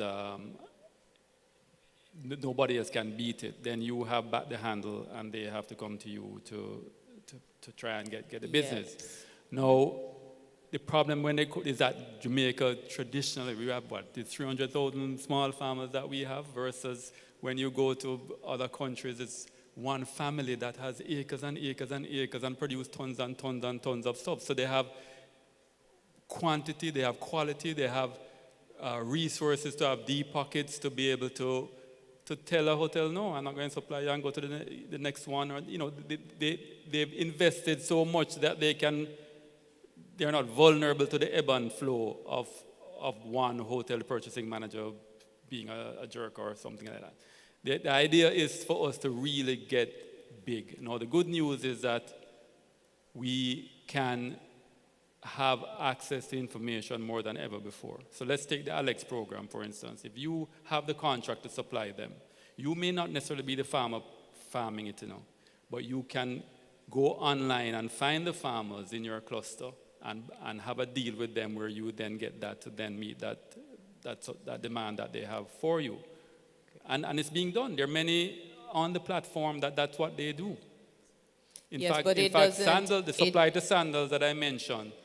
It doesn't solve the problem, and that's why 10 years later, if we don't change, we're still going to be talking about the same thing, because you say that we need to get big, But how can I, as an investor, or invite investors to come on board to invest in my business to go big without a guaranteed market? We cannot do that. It requires contracts up front, forward contracts prior to planting the goods. Yes. That's the model that we need to shift towards. Well, the good news is that our linkages team is negotiating with, they're creating a purchasing managers committee from all the hotels, and they're looking for that type of stipulation with the hotel, that kind of policy. To Yes, where and they the have new these, ones that are coming, we need to get them contracts. to But again, agree to that. It goes both ways. When they have the contracts, the farmers have to live up to those suppliers and make sure that, you know, so what you want is a win-win outcome. Can I jump in? So there's work in that direction, I'll just say. So can I jump in? So I think Kerry has indicated some promising possible solutions.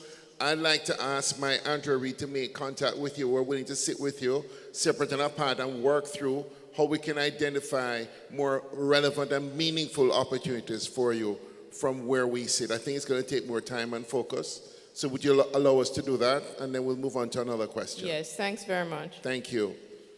Thank you, Kerry. Right, and we have our linkages booth as well, so please feel free to talk to us some more about it. But we'd love to work with you through that bump in the road. For sure. I think we have to work together on that solution because your purchasing committee is going to be very key. Good afternoon. Good afternoon. My name is Roy Tenney Miller.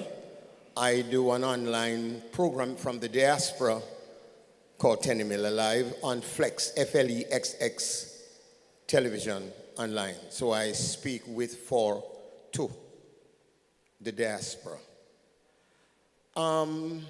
First of all, I must commend the fact that we are having this and we are having those kinds of issues, which is good. That means that things are happening and we're moving in the right direction. And oh God, we needed this a long time ago. And it's only a pity we're not doing it every year, but it is so elaborate that I guess it's so costly that we have to only do it every other year. But we hope that maybe some of the money that we use for elections could be channeled into a fund that will be able to facilitate small farmers and, small developers so that that money go do more productivity than talk about, time come or yes, we're ready, whatever. Now, just to speak to two quick things. I'd like to ask Miss Kerry, your facilitation, does that include people who want to do CMOS farming, for example, or tilapia, or any kind of oyster farming, as was presented by Dr. Bellamy and the minister earlier at different times? Yes. Because I'd love to be able to know I can get 5 acres of seafront Yes. to be able to do some oyster farming. Yes, we do. So Wonderful. let us talk. Good, definitely. Secondly, as it relates to an absence from this conference, I thought I would have seen 10 kids from Case, 10 from Nakalva, 10 from Ebony Park, and 10 from another institution like that, who are the future of the industry, to be here to participate, to understand what is waiting on them and how they might be able to make a future for themselves rather than to scam. So, you can't do everything, and I will take that point very saliently, but in terms of how we go forward, or if we are intended to, and I intend to having discussion with the Honorable Mr. Scully, because he has done a great job. Brilliant man, and he must be commended for that. Brilliant. Thank man. you, sir. Fine. I'm not going to be long. So I'd love for us to look at a youth conference in agriculture. Make the minister and the opposition person sit down and take a presentations from these young people and say, this is how we see it based upon AI and internet and the cloud, and be able to do that. Because that is so fundamental, because when we speak to transformation and the future, they are the future. So we can't do it in absence of them. Yes, sir. And lastly, Ms. Kerry tell you that I chat a lot, but I'm going to finish. As it relates to the diaspora, if a tree drop in the forest and nobody not here, no tree no drop. That's how the adage goes. Meaning that we here need to find, and she has started, I have to big her up because she has started to interface with the diaspora in her way, because she's quite an aggressive lady. When it comes to the job, I mean, fine. We have to know aggressively go to the diaspora. Not just through AI and through, but every single opportunity and platform that there is. Because there are Jamaicans in the diaspora, another $2.7 million of them, 2.7 million of them, who are dying to know, because ignorance is not bliss anymore. Sir? They need to know the information. Sir, well, I know that Jumper does have an outbound program, but respectfully, we are running out of time. So I'm going to finish the questions from on the floor. I have one. Yes. Thank you very much. Thank you very much, sir. I thought your points were very salutary. Thanks for sharing. I have one question that was asked by WhatsApp. I'm going to pitch it. When hotels cannot get a product, is there still a way to get permission to import from the hotel's perspective? Kerry, I'm going to ask you to take that one. It depends. There are certain protection that some crops and products have that it requires a bigger deliberation. But you can understand their position if something goes short in the hotel, a staple that's crucial for them to operate, then it becomes an issue that, negotiations with tourism, with Minister of Finance and so on to be able to alleviate that problem.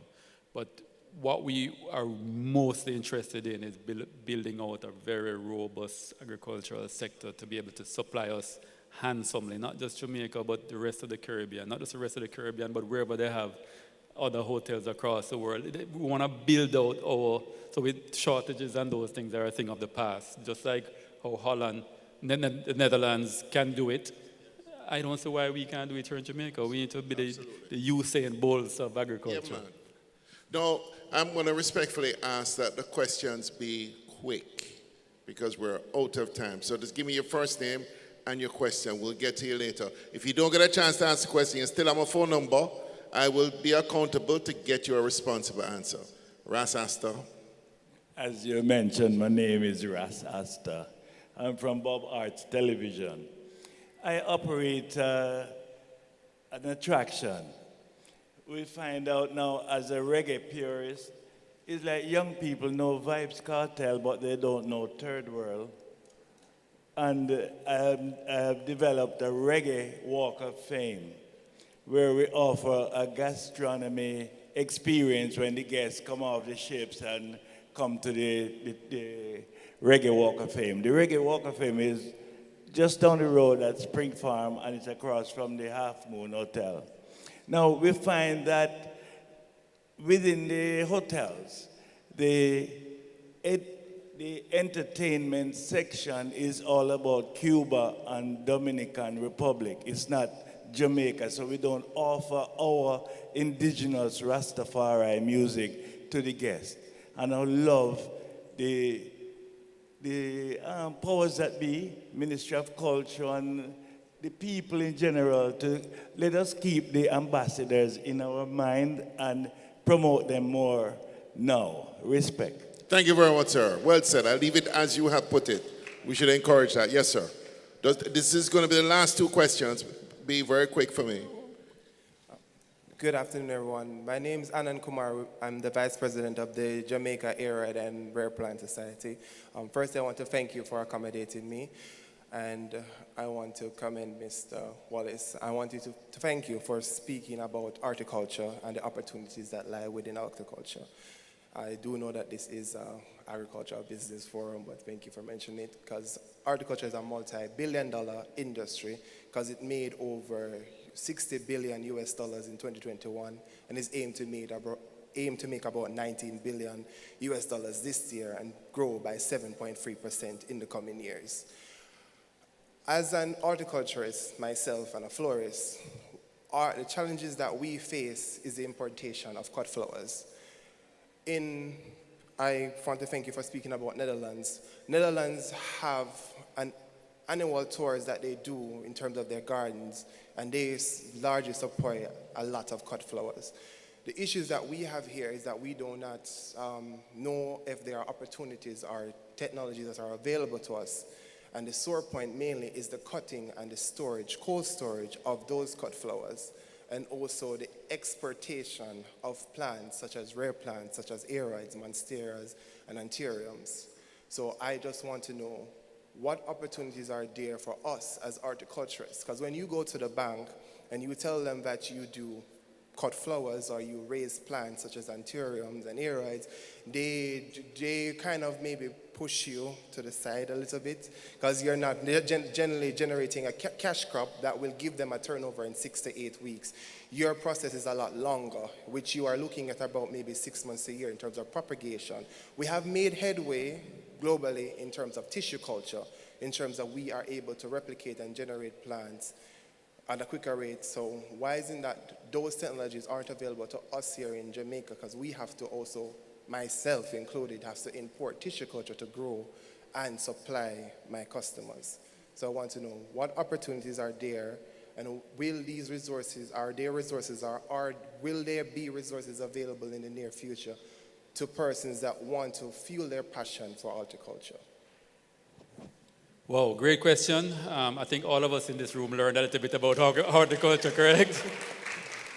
And again, that's just one of the benefits of having a forum like this, bringing the stakeholders together.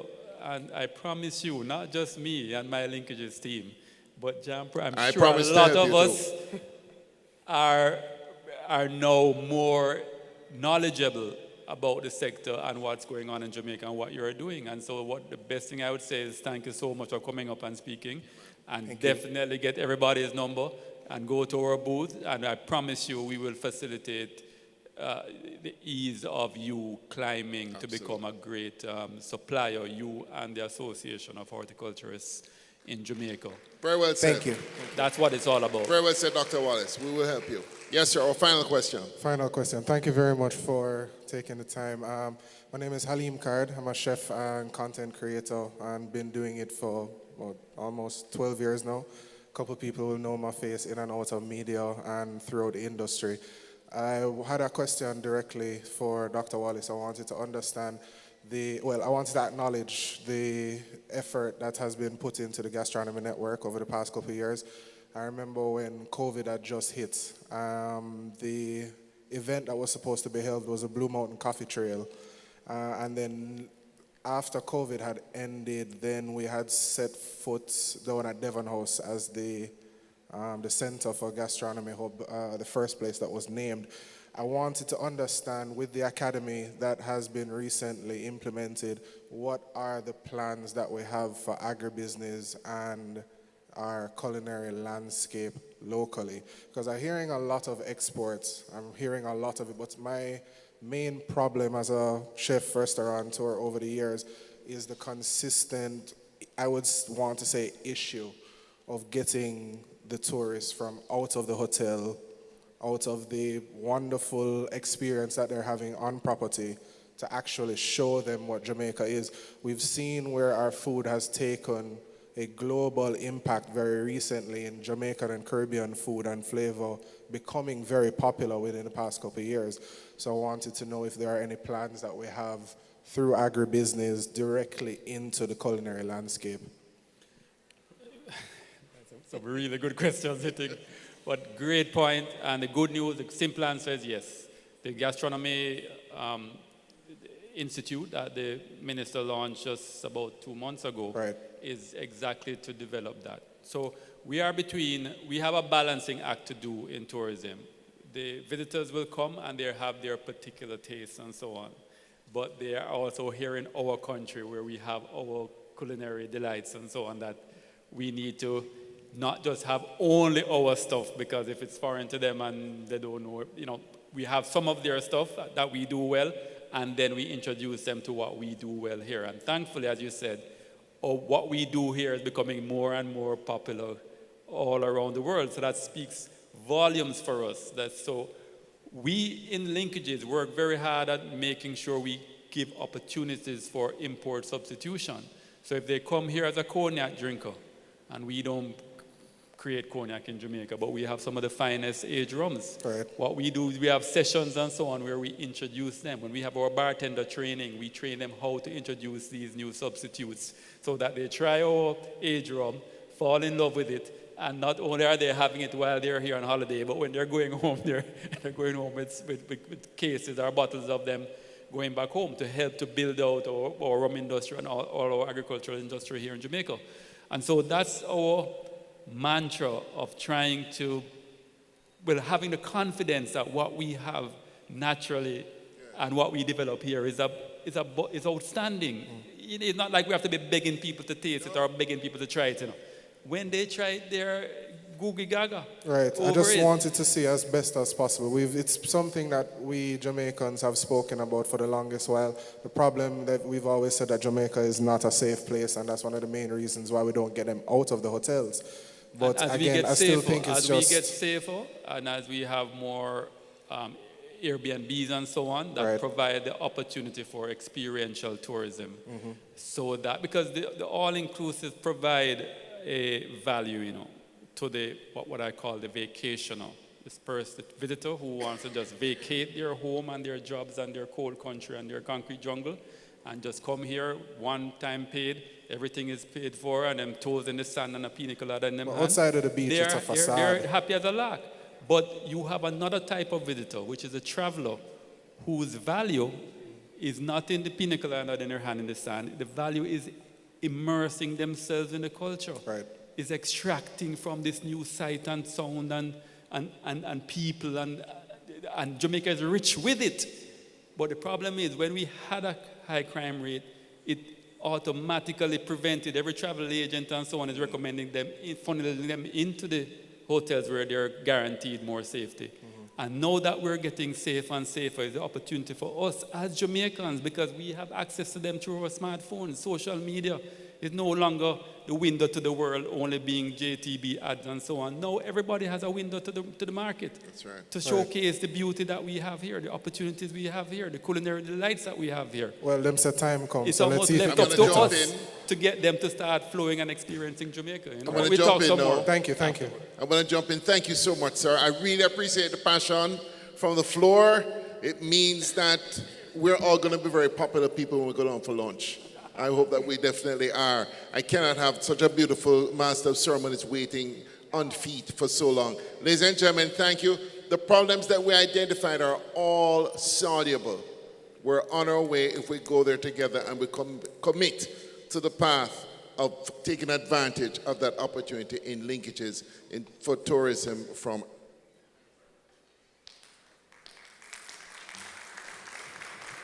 Oh, come on. After such a wonderful panel discussion, put your hands together, please, to Mr. Christopher Denny, our moderator, Vice President of Investment and Linkages, and our panelists. Thank you so much to our CEO of the Jamaica Special Economic Zone Authority, Ms. Kelly Dawn Hamilton, and our panelists, Dr. Kerry Wallace, Executive Director of the Tourism Enhancement Fund, and Mr. David Fairman, our VP of the Best Dressed Chicken. And with that, we come to the end of our morning to afternoon session.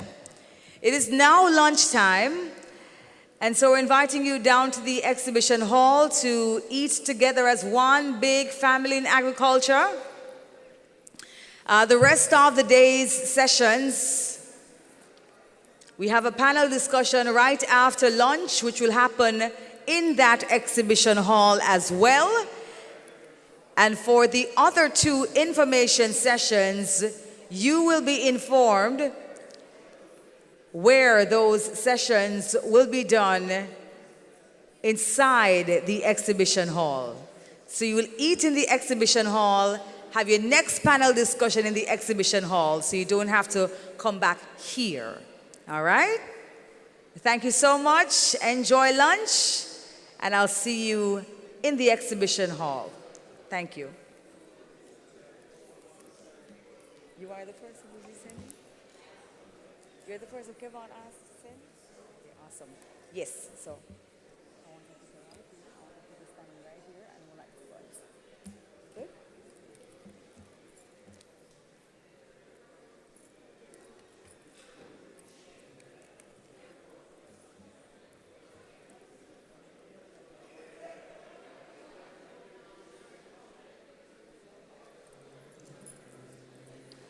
So ladies and gentlemen, we don't want the line to be too long. Please make your way